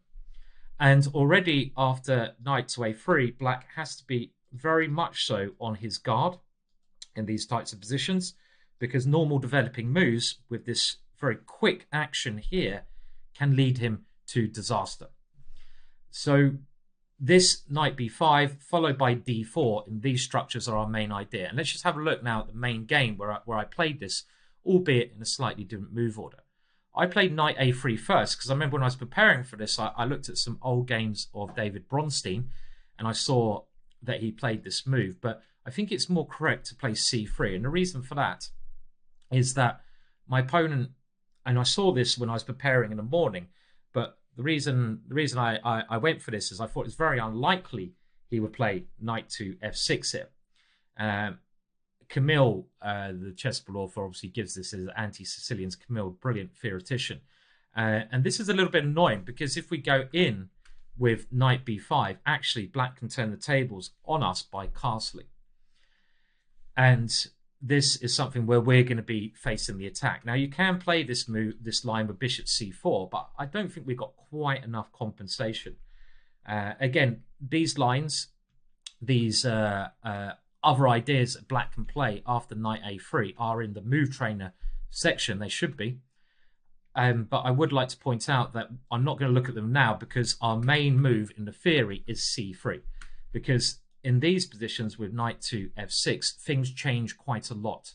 We don't get an attack. This actually extra move gives us a much better position than it would do here. So we'll look at these ones later on. But to give you a flavor of what we're trying to achieve, and again, I'm playing a strong grandmaster here, let me show you a bit of this game so you can understand our natural ideas. Well, my opponent played a normal developing move, knight c6, and now, of course, I came in with knight b5. This is one of our ideas. If the queen comes here, do remember the 5th of November. No, do remember the knight coming in there. And now black has to cover that square, so the queen comes back. And now we go sort of back into the positions which we're recommending. We attack the bishop, and when the bishop retreats, we're going d4. And this is our main idea. And now we're back into the main kind of theory sections, which again we'll look at in more detail later on. And these positions are very tricky for black. I want to point out that a6, because we have sacked our a pawn, is not even a threat. And if a6 is played, well, we're practically winning after something like d5, d6 here, for example. So, you know, this is something black can't do. My opponent now played pawn takes d4. Now, other options. If he goes e4 here, well, this was played in a computer match between Wind Power and Deep Fritz. And here, and this is the better move, but your opponents, remember, got to find these moves, and even then, we're okay. We're going to go d5. Now, of course, if black plays perfectly against our very rare wing gambit, he's probably going to get equality. And I'm not denying that that's going to happen a fair bit in this course.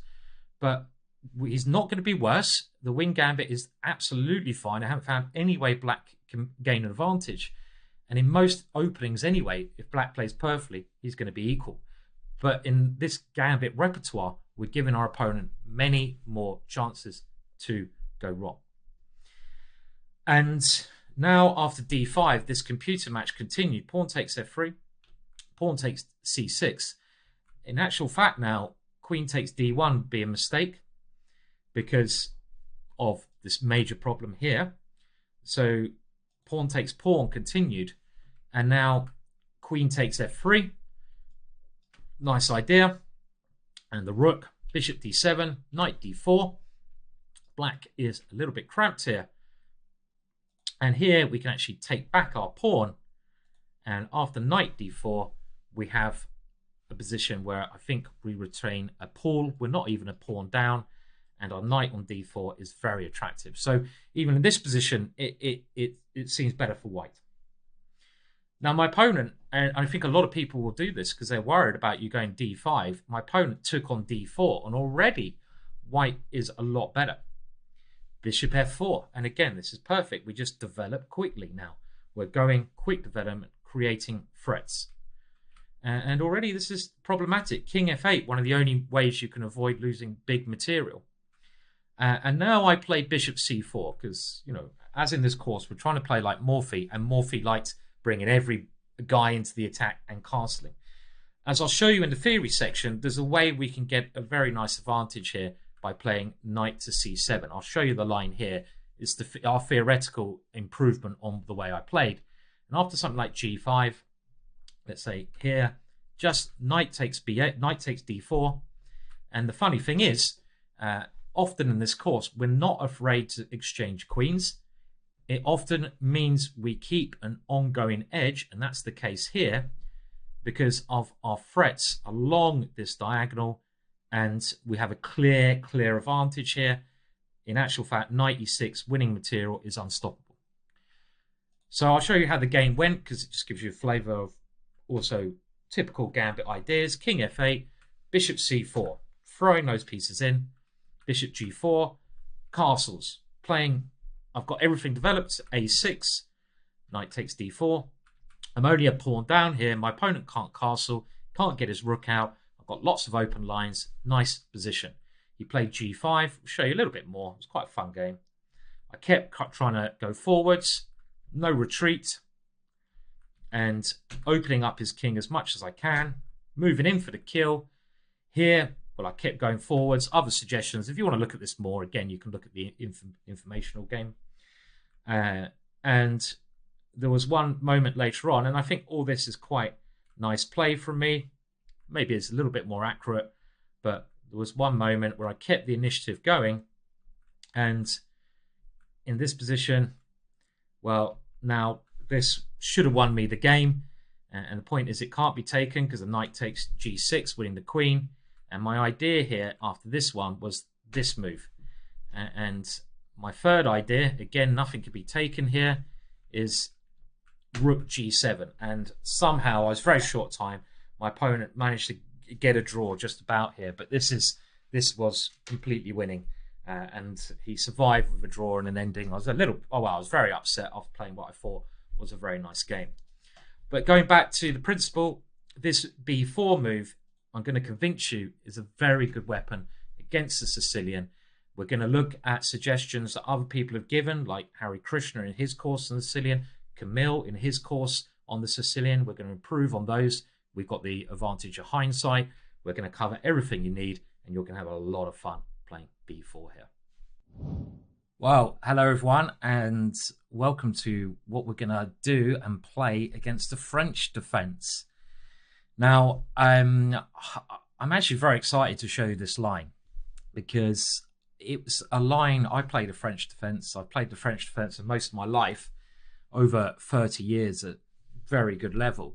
And the line I'm about to show you from the white side is a line that I wasn't aware of, which is quite crazy. So if I'm not aware of this line, which is a modern approach to the position, then I think your opponents will also be shocked by this new gambit idea that we're gonna be playing against the French. Now, our model game is Magnito Carlsen the Great against chess ball author Pentala Hari Krishna, also known as Harry, because Harry's just a good name, isn't it? So, so it's a very exciting line, and it's something which I just wasn't aware that White was able to do. And the line we're going to look at, and again, this is something, a model game where we're going to have a little look at theory, but it's mainly about the ideas that White should be playing here. That's most important. Starts off with our French defense. There's no reason not to play d4. I was thinking about the move knight to f3 and going for wing gambit positions, this kind of thing. This is my first intention because it fits in quite well with the wing gambit in the Sicilian. But the move and the ideas that put me off here was not necessarily black taking on b4, because we actually look at those positions in the Sicilian theory section. But I got put off by these ways that black can basically avoid taking the wing gambit. And I find that in practice, a lot of players play this way with black, and it's extremely annoying. But my co-author, Richard Pallison, made me aware of the gambit line that we're going to see now. And I was like, wow, basically, like, where did that come from? Why wasn't I aware of this? And it comes about with d4 and now the advanced French. So a way to gain a space advantage in the center of the board, and we're hoping to really rely on our pawn on e5 to help us generate an attack. this pawn on e5 is key for a lot of our attacking positions. It's cramping black's structure, and later on, when black castles, it's very useful to sort of get an attack going behind that pawn towards h7. Now, what we're going to see in this variation is that often we're going to try to, well, sacrificing the pawn on d4, but we're going to try to get a knight to that square. And we're going to see the idea of bringing this knight around to d4 in a lot of variations. And this is a very, I would say, Nimzowitsch idea. If anyone's read My System by Nimzowitsch, which has got rather sort of varying reviews, I think he'd be very proud of this idea, because he goes on in that book about having one pawn in the center, normally the pawn on e5. He actually uses a French defense game as being your figurehead, your advanced pawn, and he goes on about just over defending that pawn, not really worrying about anything else, and then your attack will always win, basically. So it is quite Nimzowitsch, because we're not trying to really use this pawn or stabilize that pawn. It's this one on e5 where we're really critical about. So now c5, c3, and it's again just standard stuff at the moment. And in this game, we're going to look at the main line. Generally, knight c6 is played first, but it doesn't matter so much. Queen b6, knight f3, and now knight c6. And this is our main line position. Queen b6 is certainly the way that nearly every French defense player is taught to play the French, because black needs to strike out against our central mass. And c5 is kind of like, has to be played. And black is aiming at the d4 pawn. But what we're going to show is that we can actually allow him to do stuff there as long as we keep our e5 pawn. In the French, black really has two pawn breaks to watch out for, c5 and f6. And in this position, we are going to put our pieces on the most active squares and play bishop d3. Now, this is stepping in the footsteps of famous English chess player and codebreaker Sir Stuart Milner Barry, who played this line, and he had a lot of gambit lines. Well, the main gambit line, the Milner Barry, named after an approach that we're not going to use here. Now, I would like to say the modern main line nowadays is like a3 and b4. But I've always quite liked black in these positions. Shirov's shown with the black pieces some very nice ideas where black gets quick pressure there. Bishop d3 is a much more demanding move on black. And some of the other advantages of what we're going to play here is that if black plays different move orders, let's say knight c6, here, bishop d7, the main move is bishop e2, but we're going bishop d3. And this stops other setups. For example, black's secondary main break, f6, is now much less effective and actually not a very good move because of bishop d3. Our bishop much better here than it is on e2. So we cut across a lot of these ideas with bishop d3. Now, the real point of this idea comes about after black takes on d4, which is the main position. I would like to point out that if bishop d3 here, bishop d7 even, we can just play the same way as we see Magnus Carlsen playing this game by castling. And at some point, black really has to take on d4. This is his whole point, is to pressurize that point. We're just going to let that go. It doesn't make much difference. So let's have a look what the idea is after pawn takes d4. Well, the modern twist is now not to recapture that one. And this is the first key thing to remember throughout. We're not going to recapture on d4 in these positions. We are castling. And this is something just to remember throughout the French defense. When black captures on d4, we're not automatically taking back. We are castling. And I can't believe I've never seen this idea before.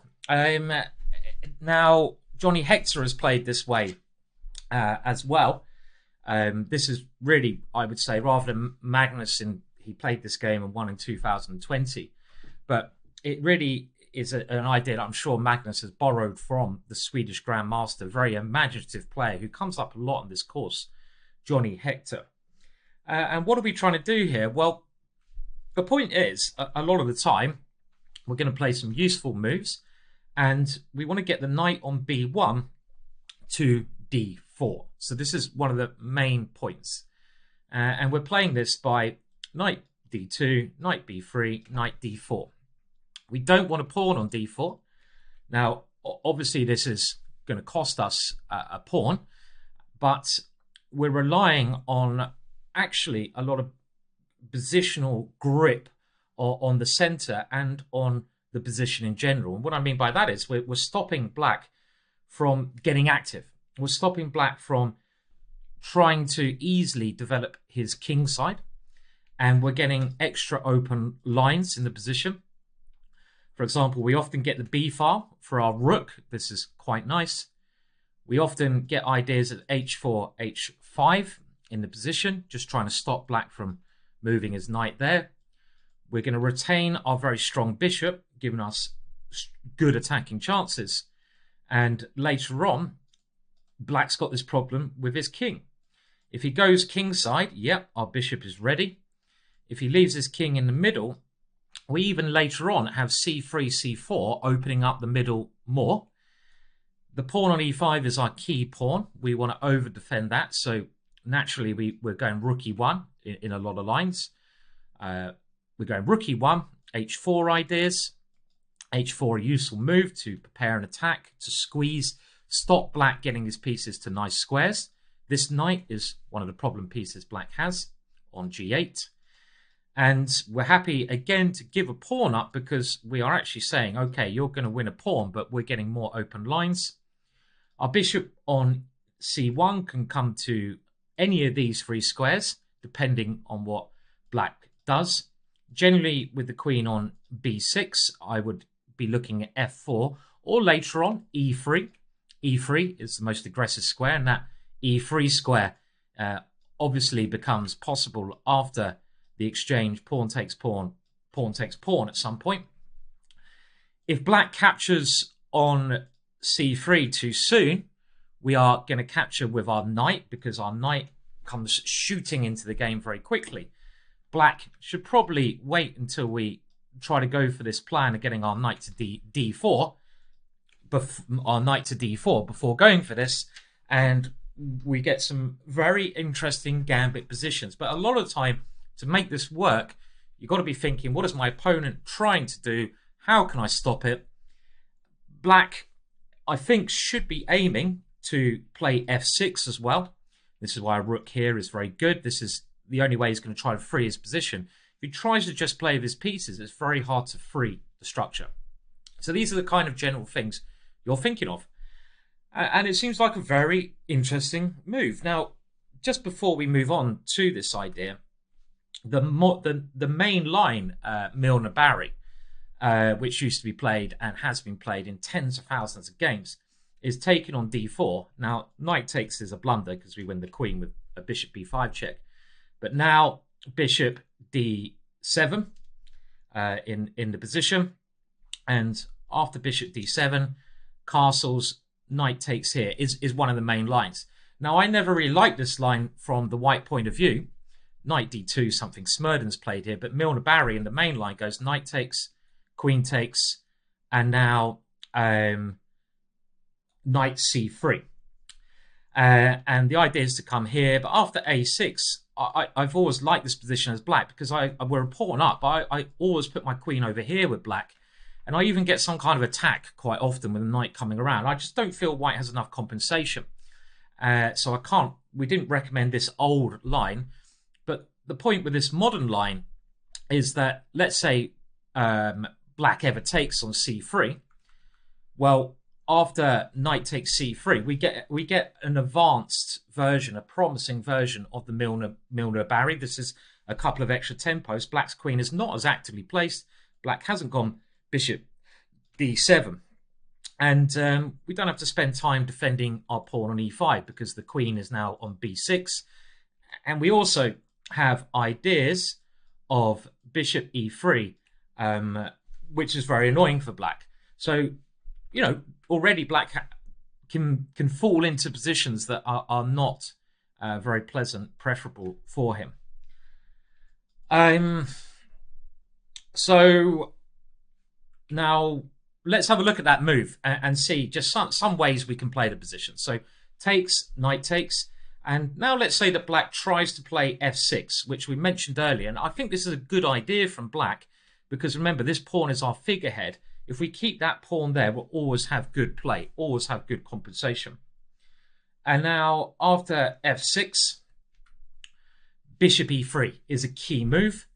And this is a move we often want to play. And in this position with a bishop on c8, d4 is just not working because we can take, bishop takes, well worth remembering, because of this check winning the queen. And the other idea is if this queen ever takes on b2, knight b5 is generally just winning. This is a very good knight. So bishop e3 forces the queen to come back to d8. And now with the queen on this square, there are a number of ways to try and keep our pawn there in a nice position. And in this case, I think bishop b5 works well because black's so badly developed and we've got all our minor pieces developed. We just want to, again, make sure we at least cover that one with a piece. After something like bishop d7, we now see rook e1. And this is very much a key move in these lines. It opens up tactics with knight takes d5. And here, because black is so badly developed, his king is in the middle, we have a lot of play. And again, one of the things you'll see with black is this knight. This knight is very hard to develop for black. If it ever goes here, in these situations, we can take on f6 because black's not taken with the knight. Now, if black's taken with a knight on f6, this is not strong. But if he has to take with a pawn, we got knight h4 ideas, and the black king is getting slaughtered. And after some other moves, like, well, I don't know, we just saw one line there, for example, after pawn takes e5, where we even have this idea just going straight through the middle. And after pawn takes, knight takes e5. Yes, we're a piece down, but with our rook here and this position, there's some horrible tricks here. For example, if black takes another piece, then queen h5 check, and bishop b6 check wins the queen.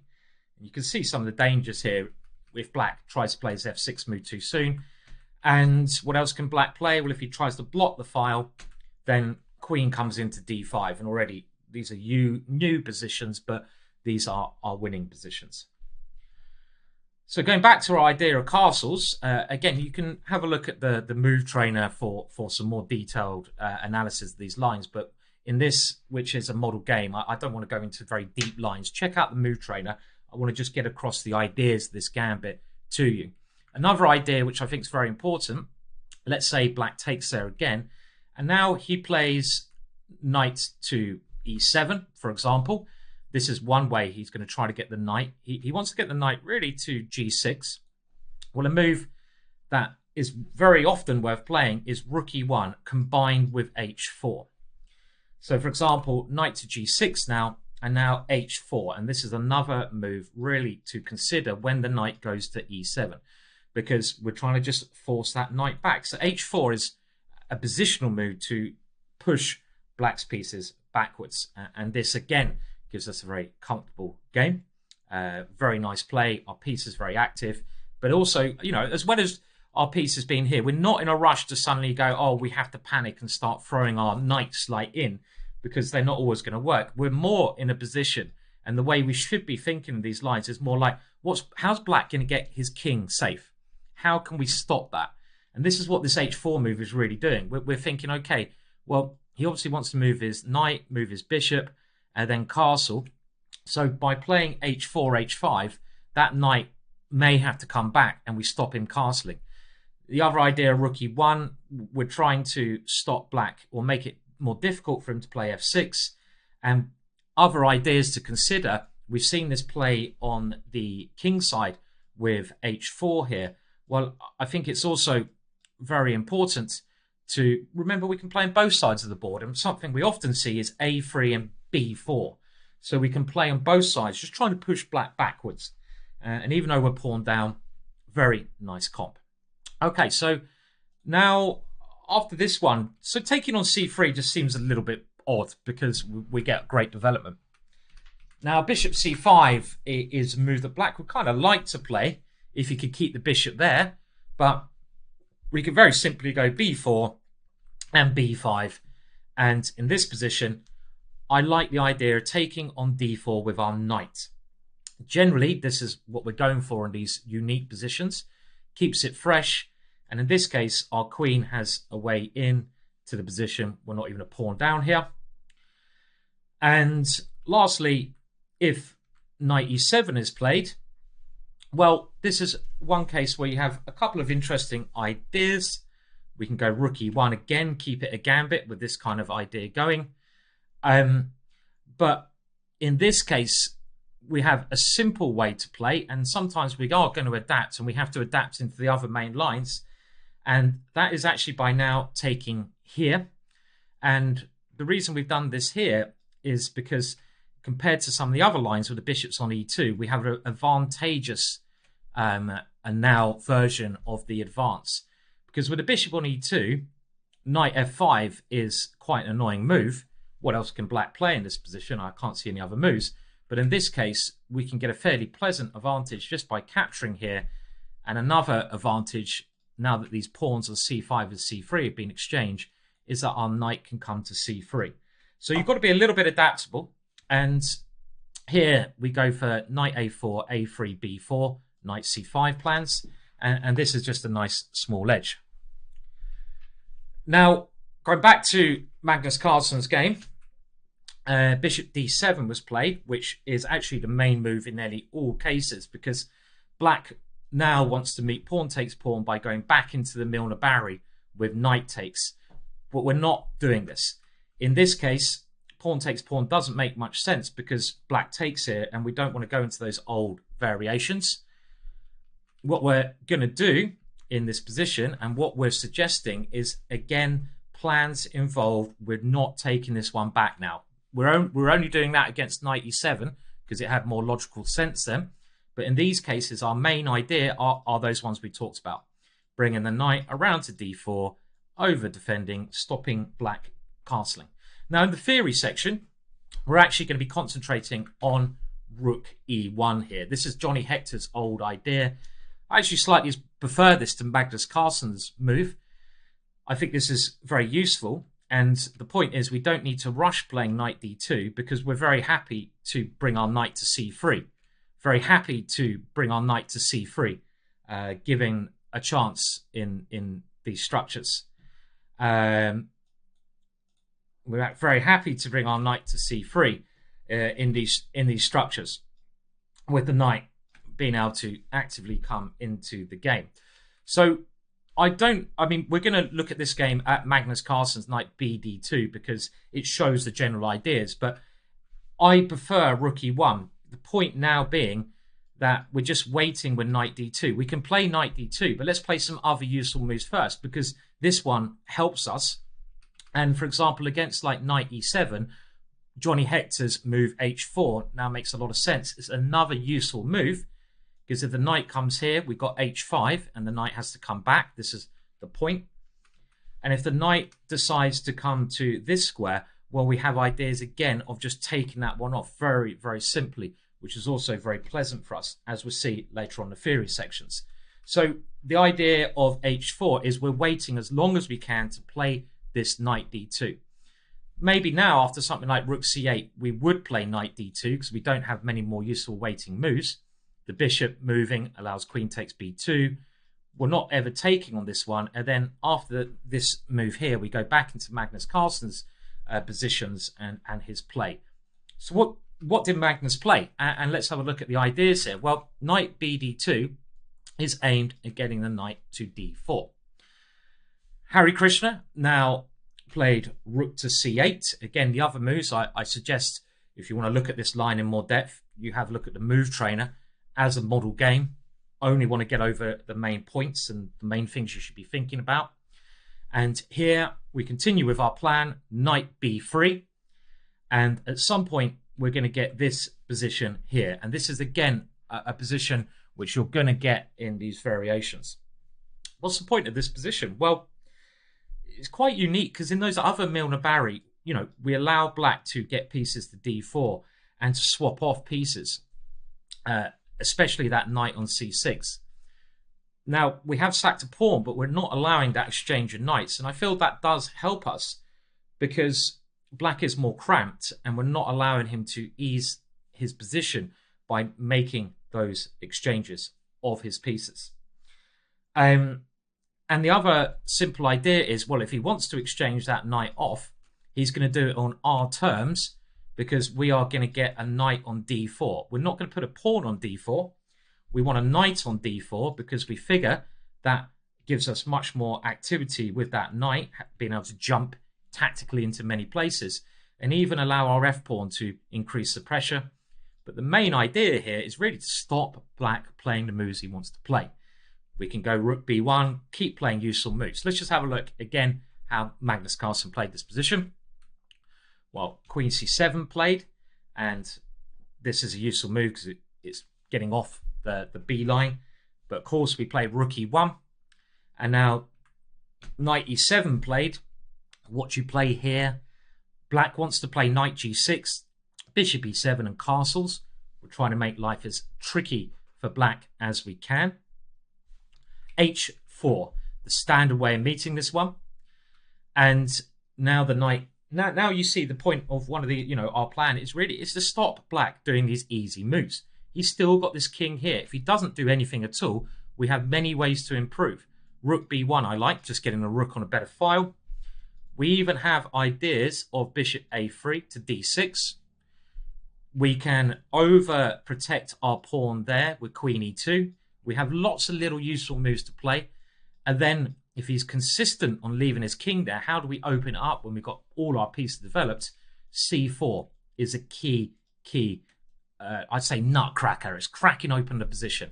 So c4 is the move we are aiming to play to open up the position. So let's go on. So knight g6 played, and we don't want to lose that pawn. So Magnus played queen e2. And Harry now gets his bishop e7 move in.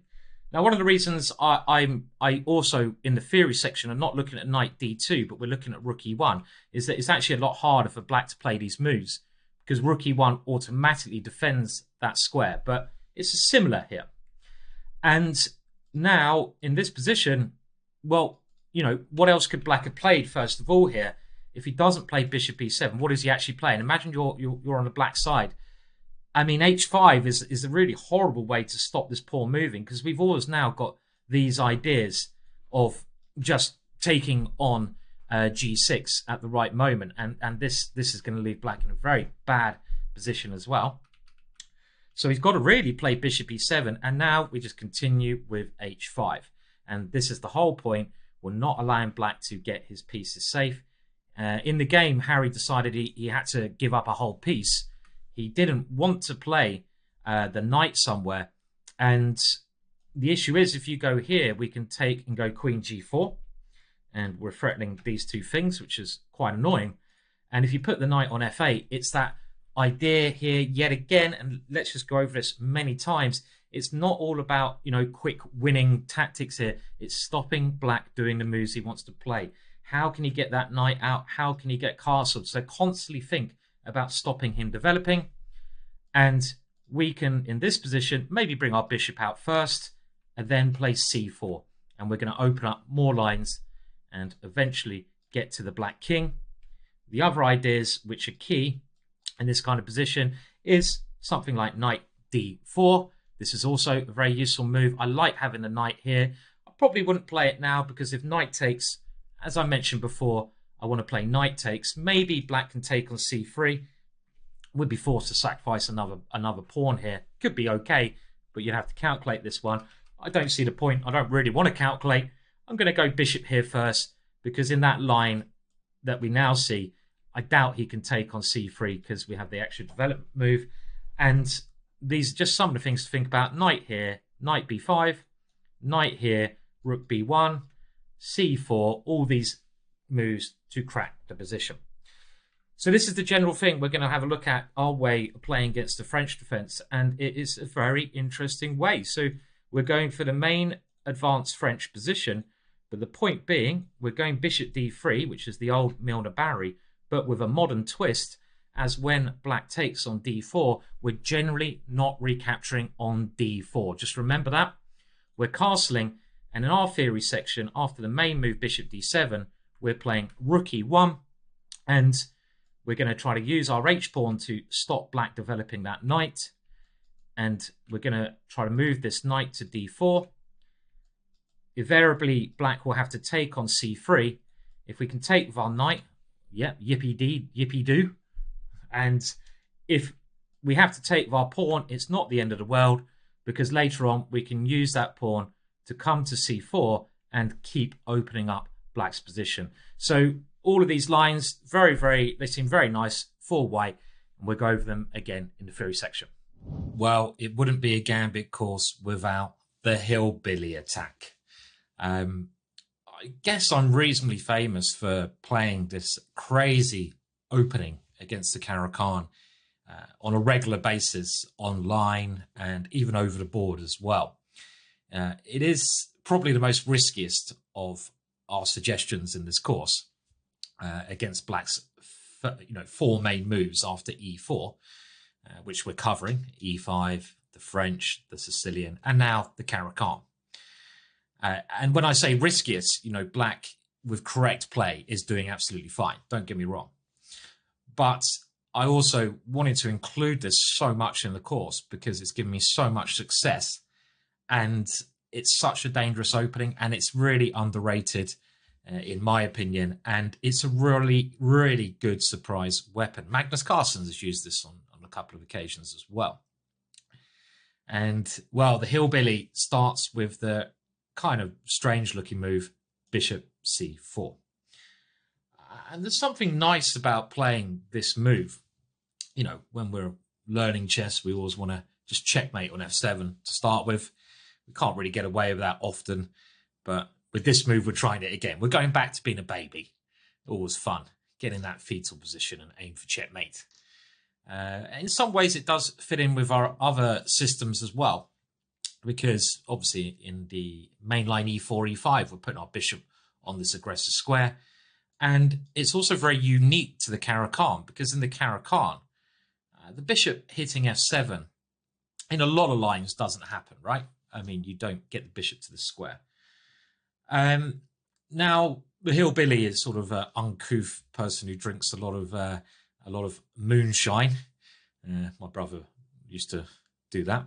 Well, brew moonshine, should I say? So it kind of fits in, and it's quite. I mean, the story of this. I'll tell you the story how I came across it. It was a number of years ago. I mean, I was probably about 18, and I saw a little article. I didn't invent this.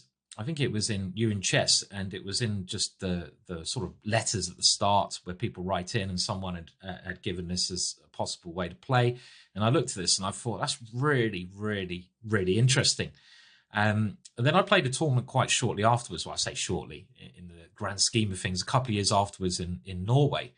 And I was blitzing in the bar, and there was a young kid, sitting next to me, watching me play blitz. And I was wheeling out this opening. I can't remember who I was playing. One of my fellow titled friends, and I think he commented like, interesting opening. And you can guess who that kid is, right? Yeah, he's the big daddy nowadays, Magnus Carlsen. And just to explain first of all what the main ideas are, and in this introduction game, we're taking a look at Emanuel Berg versus Tiger Hillett-Persson, and Emanuel Berg told me that he played this opening because my analysis, which I've got on some other videos, but in this course we're going into things in much greater deal than anywhere else you'll see ever. This is the definite analysis of the hillbilly. You're not going to get more analysis than what we're going to get in this chessball course. And first of all, d5 is what any Caro-Kann player basically pre-moves, right? I mean, they don't even need to think about this. And the point of this idea is bishop b3. I mean, if we did anything else, it'd just be stupid. And even this move looks kind of like weird. I mean, what are you doing here? And to start with, obviously in the theory section, we'll cover other options of blacks. But to start with, the only way to refute a gambit is to take it. Other options were going to be fine. And now we can see potentially one of the reasons why this bishop has come to this diagonal. It's got very nice range at f7. Now, before I go on, I just want to break this down into certain stages of what you're trying to do here. And the most common move, and the move we're suggesting, and the move I think you should play, is again another outrageous try, Queen h5. Now, you might be thinking this is completely beginner's chess. And it's a lot of fun playing these moves. Trust me, in a game, it will shock your opponent. Obviously, it's a big threat against f7. And again, we're going to stick with the main game first and the most common reply, which is g6. I mean, g6 defends against checkmate, attacks the queen. It can't be a bad idea. And now our plan is to put the queen on h4. And let's just discuss what you're trying to do here. And basically what you're trying to do in this position is not really win this pawn back, but you're trying to play f3, sacrifice a pawn and bring your knight to f3. And then later on, we're generally putting our pawn on d4 in the center. We're going to castle. We get the f-file for our rook, because remember we sacrificed our f-pawn. And we want to play a plan, which is one of my favorite attacking sequences. I play this in the classical Dutch. If you've got my course there, you know what I mean. And that is the plan when our knight's on f3. Later on, bishop h6, knight g5, and then we try to checkmate on h7. And these kind of ideas, you might think, oh, it's never going to happen. But you'll be amazed how many times I've got this to work. So let's just have a look, first of all, at this game between two top grandmasters. It continued with knight to f6, which seems very logical. And I really do think the sequence we're going to see here is what you're most likely to get in your own games. And now knight to c3. And here, again, the most common move, bishop to f5. Because black doesn't want to give this pawn up without a fight, right? He's like playing normal developing moves. He can't be doing anything too wrong. And this is, again, what you're most likely to get. We're going to play now the key move, f3. This is absolutely key for the whole variation. And this makes the hillbilly and a proper gambit, because we're going to be a pawn down. Now, there's not really any good ways to refuse this gambit. I played this in a very important game, actually, in the first time I played in one of my favourite chess tournaments, the Bunratty chess tournament in Ireland. And I was about 20 years old, early 20s, and I won it that year. And there was a major tie break at the end. And the way they do it, they have these tie breaks. They only have one winner at Bunratty. And in the semi-finals, I was playing against Jonathan Spit. I think I played against, first of all, I played against Baborin. And I knocked out Grandmaster Baborin in a 2-game blitz battle. Then I faced ex-semi-finalist Jonathan Spillman. And I managed to get this f3 move in against Jonathan. And he's like one of the most experienced grandmasters in the world and a maverick player. And he played e3 here against me. And he you know, after pawn takes, white already in my eyes has a great position, because we're going to go e4 and we haven't even sacrificed the pawn. So it just shows you against these, you know, high-level players, it's a real confuser. But what's most likely to happen is pawn takes f3, knight takes f3. And again, I do want to stop here, because I think this is not going to stop. We're going to continue a little bit more. But I feel that this is a very key position, because, again, we can see our plans a bit clearer now. d4, castle's generally kingside. Bishop h6, our pieces very naturally flow. Knight g5 at the right moment. And then later on, we're going to try to get rid of the knight on f6, because that defends h7, and try to checkmate on h7. It's as simple as that. And if you just look at our pieces, and they just flow so naturally. Our bishop here, the hillbilly bishop, is great attacking piece, right? We're striking towards f7, which is another loose square. And every white piece plays a part.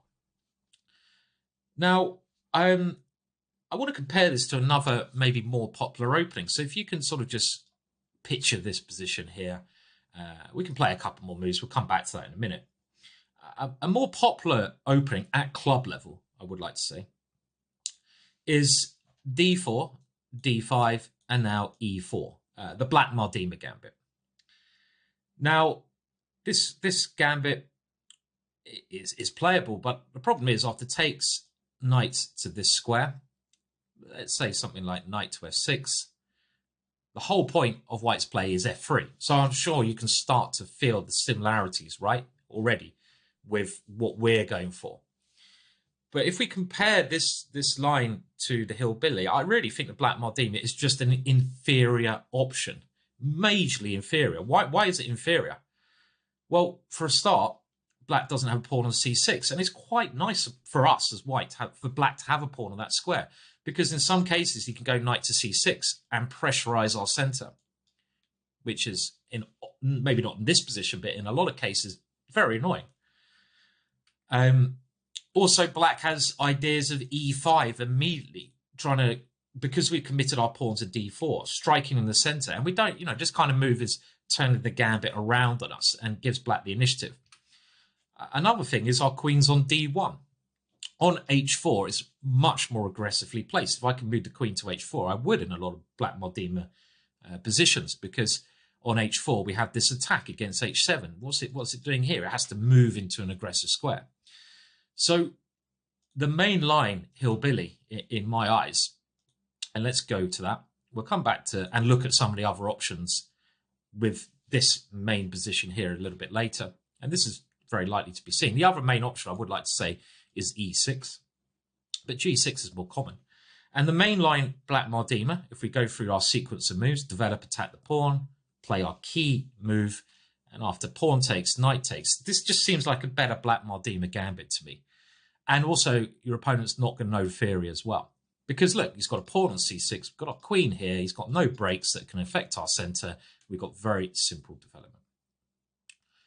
So now Tiger played knight d7, and this prevents knight to e5. And again, we can play these aggressive moves to attack that one straight away. So this looks very natural. And now d4 is our main suggestion.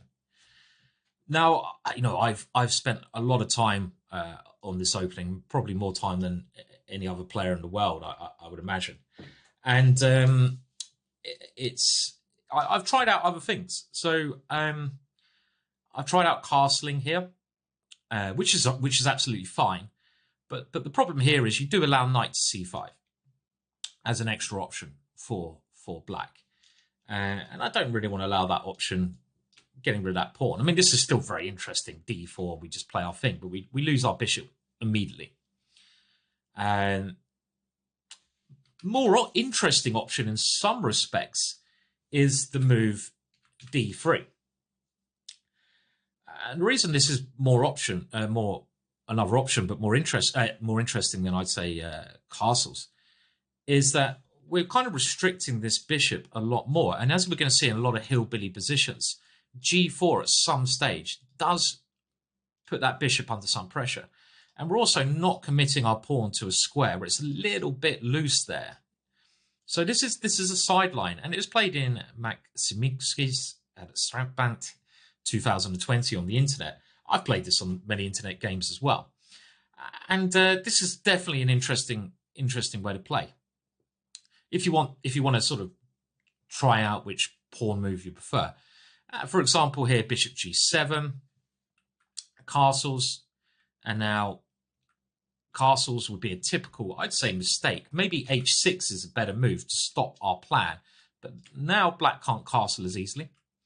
But after black does castle, we get our plan in. Remember our plan, bishop h6, knight g5, try to checkmate.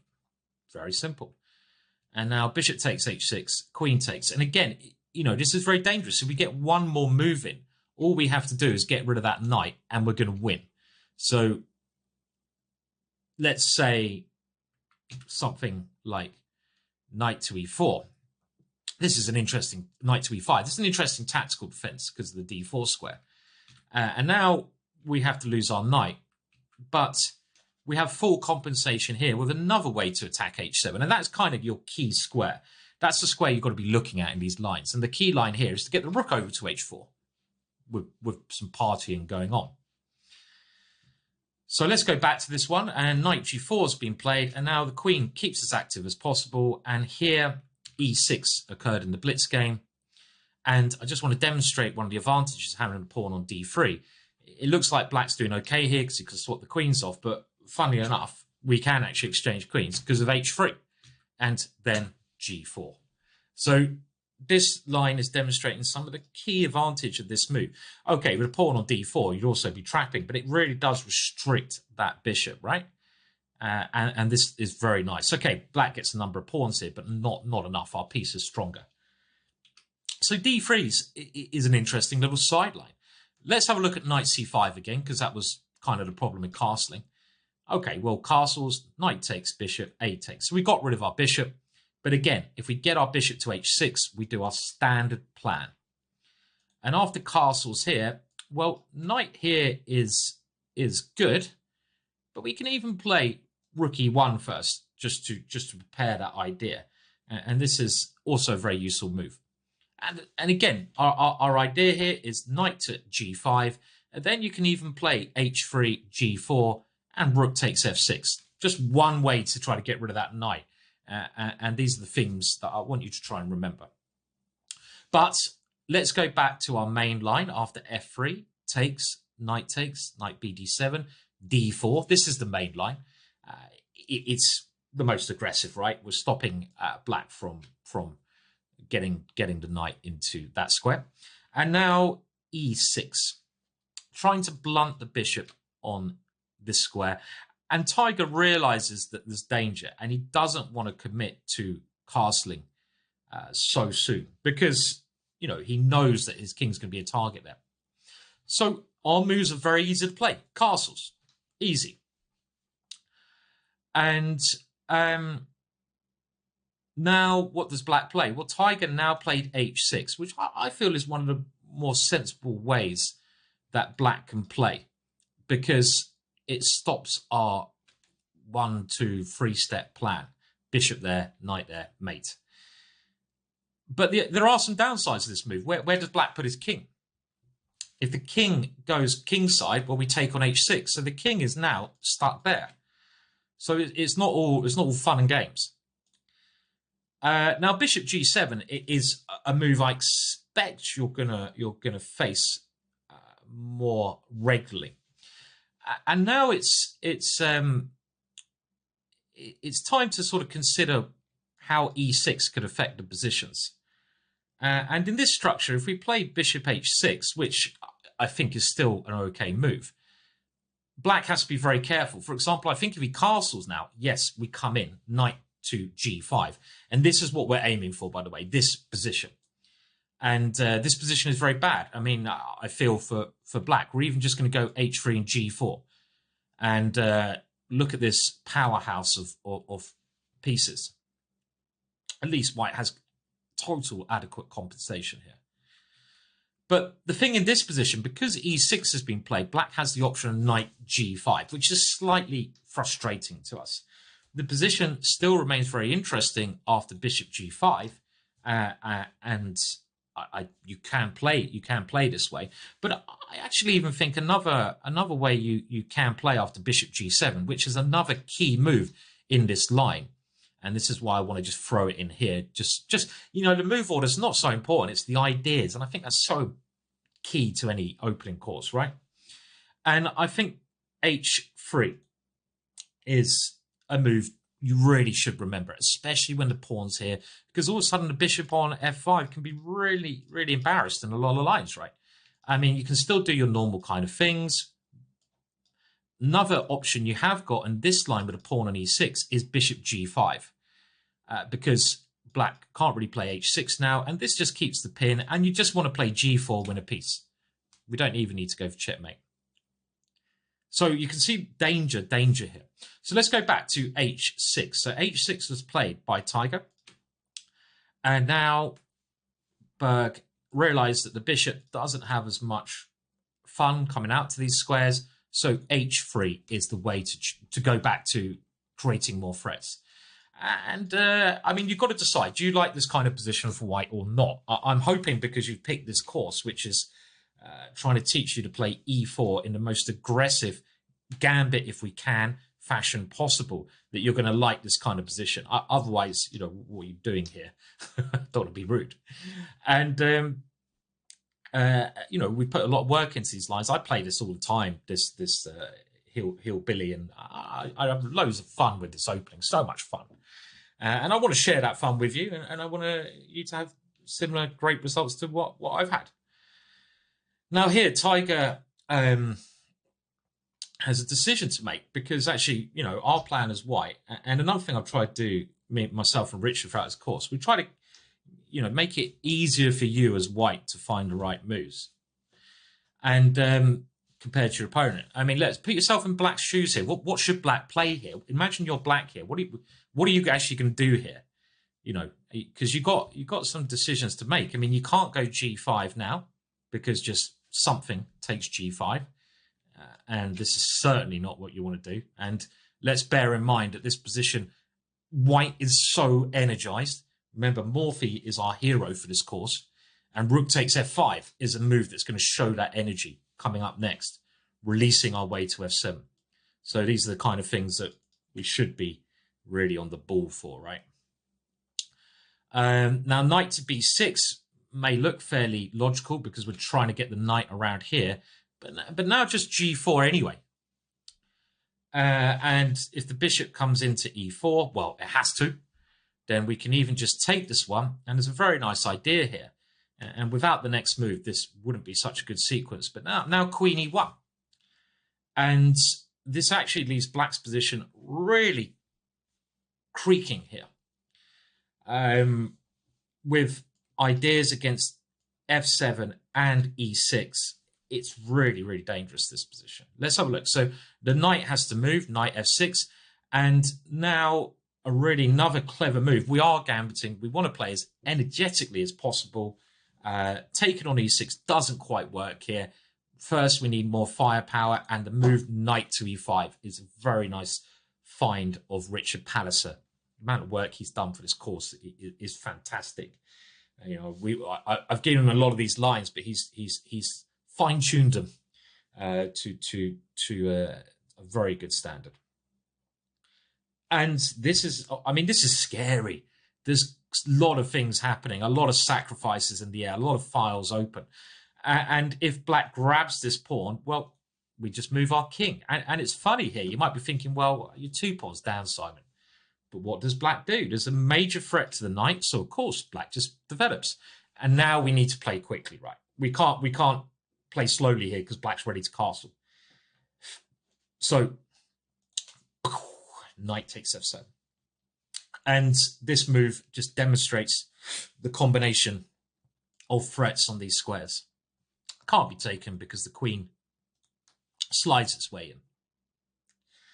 Okay, so let's go back to the position after h3. Well, again, something like bishop d6 would be wrong, because we have g4 here. And this g4 move is very annoying. And we even have some knight e5 ideas. The best move, I feel, here would be to try not to panic for black, but it's very easy for black to panic, and to play bishop to e7. Because this kind of looks at our queen, and our queen should move. And here, in this case, only now, because our queen is threatened, I think we come back to e1, because we have the threat of g4, winning the piece. Only way to survive that threat is g5, and now just bishop d2. And this is a very interesting position. I mean, again, black's done a good job of defending against our threats, but we're just developing very sensibly. And the idea of bishop d2 is actually just to put the rook on d1 and go knight e5 when we have absolutely everything developed. Do we have enough compensation for the pawn?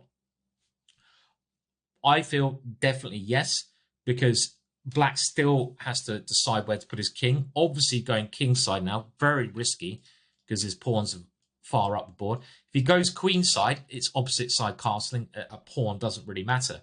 And we got the easier game here. To be fully honest, I mean, the Hillbilly is, like I say, the riskiest of your options in this course for white. There are some lines where the computer might slightly prefer black's chances. But in those positions, it's a lot harder for black to play, and they're very rare positions if black knows his theory incredibly deeply. The other lines we've got, there's no way black can get easy even equality. And black can't get easy equality in these lines. And if he does, we just got so much fun, and it's a fun line to play. This is an aggressive course. You can't get more aggressive than the Hillbilly. So let's go back to the game. Well, Tiger played rook g8, and this is a bit of a sign of panic. He's got an idea now going g5, g4, but with the king on e8, it's not really going to work. So now g5's coming. Let's just now move the queen out the way, because now the queen's not needed. Black's never going to castle on that side of the board. g5 played, and here, well, Emanuel Berg played a very natural move, knight to e5, getting ready for rook takes f5. But there's a stronger move.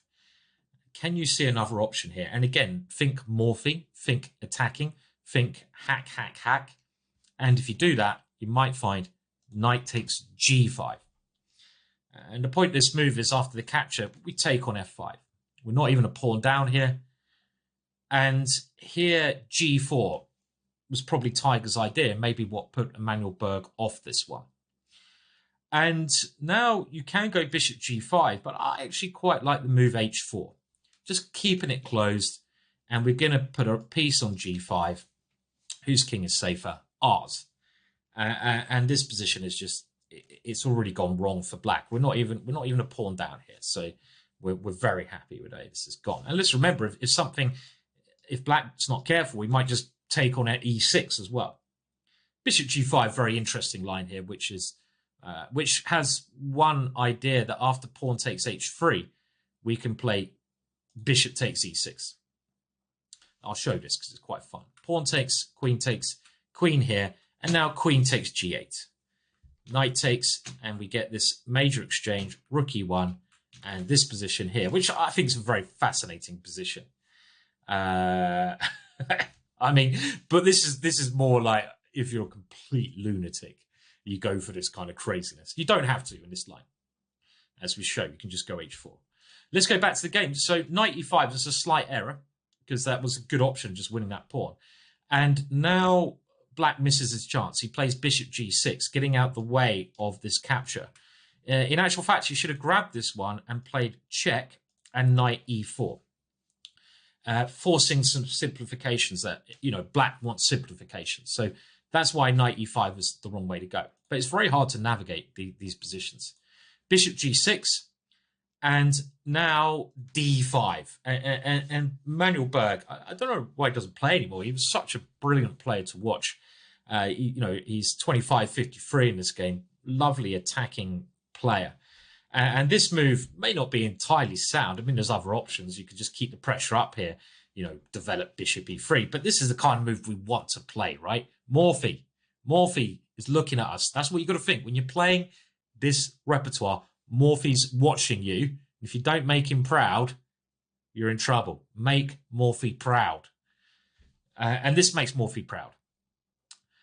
And now c takes d5 was played.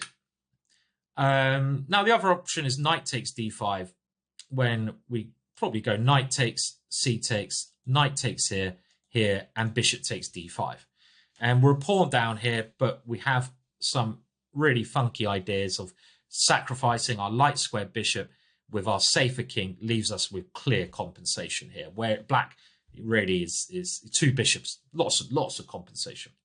So let's go to the game. C takes. And now, the ever creative Emanuel Berg now plays bishop a4.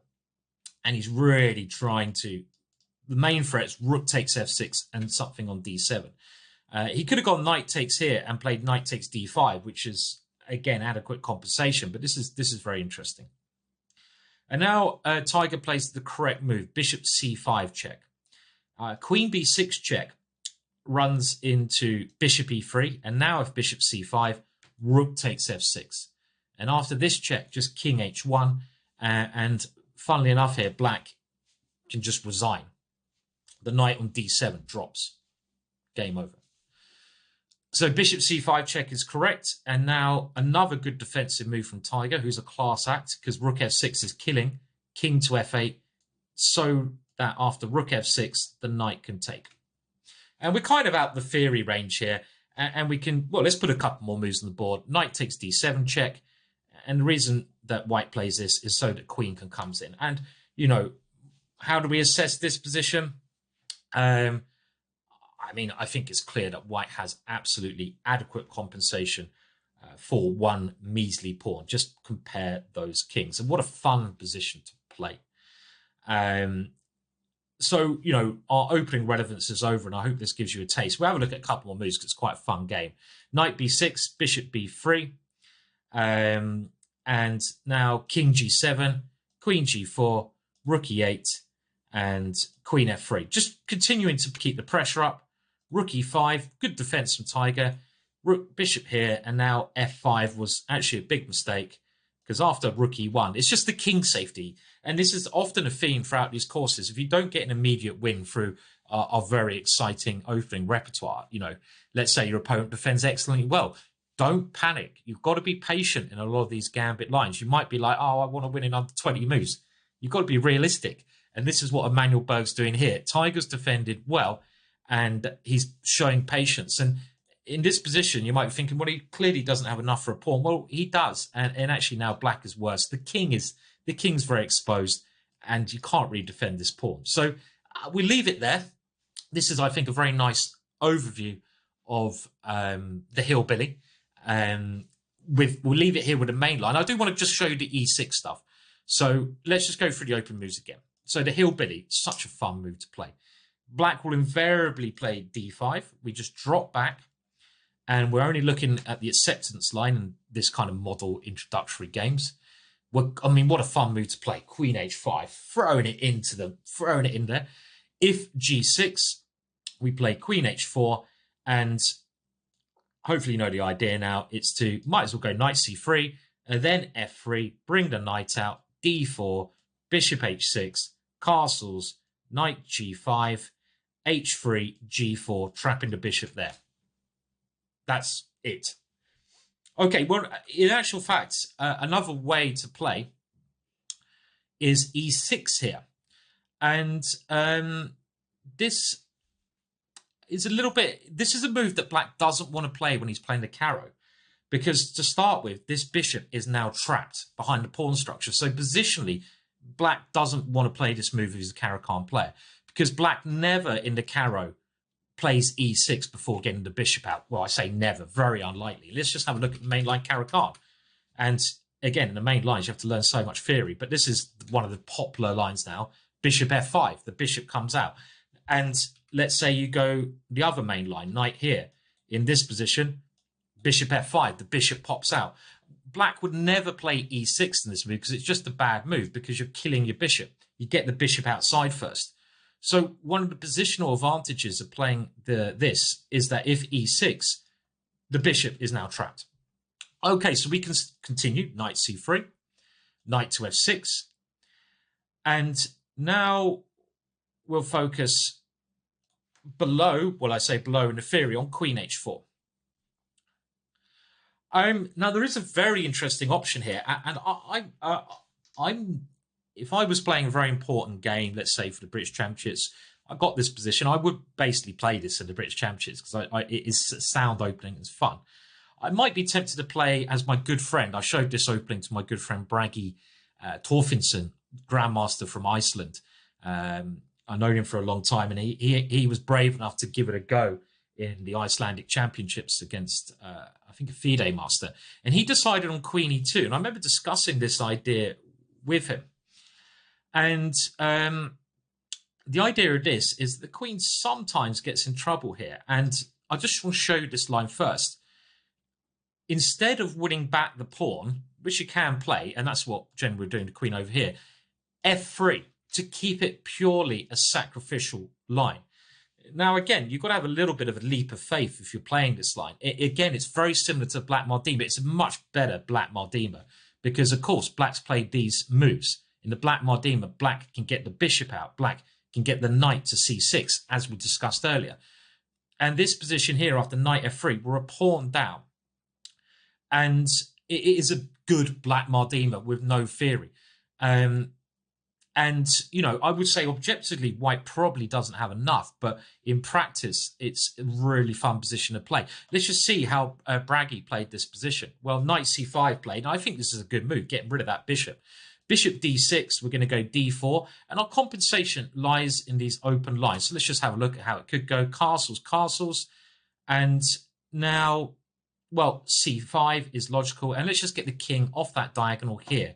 We've got a very nice pin coming up. We've got pressure against f6. Very playable position, this one. But let's go back to the knight c5 move. Knight c5, d4. And yes, we lose that bishop, but we still continue. Castles, castles. And again, the thing to do, don't panic. You don't have to suddenly go, oh, I've sacked a pawn. I need to go mental. I need to do something. You don't. Bishop f4. This bishop is bad. We're just getting our pieces, the good squares. b6, rook b1. And now that Bragi, I wonder if I said that in good Icelandic. Is it? Someone told me it's Brei. I should really ask him. I called him Bragi because but Brei is my best Icelandic there. Love Iceland. What a beautiful place and beautiful people. And this position here is very interesting because, again, it's like, where's the compensation? Well, the compensation is just there. Let's just show you it. The game continued knight d5. And now the bishop just dropped back. Okay, so black swaps off pieces. Bishop b7. And now knight e5. And this is one of the key moves you're going to rely on in these variations for your compensation. Queen c7. Black's just playing normal moves. Rook d3, one of my favorite maneuvers, the rook swinger. And now it's suddenly clear that black's in a lot of danger.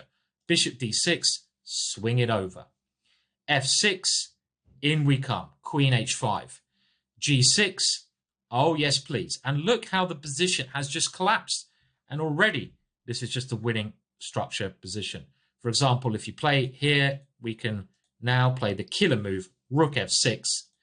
Rook f8, rook h7, and now queen g8. And it's very funny, but this is actually just destroying black's position.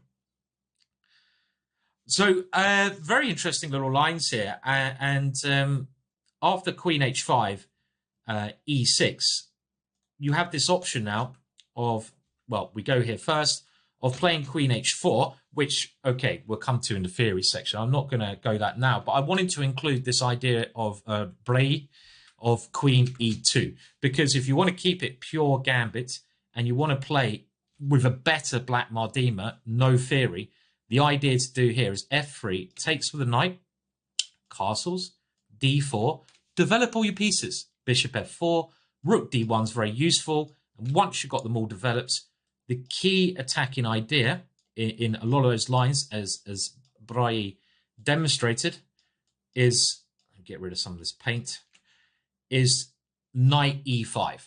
And then when we got our knight there, we clear up the third rank.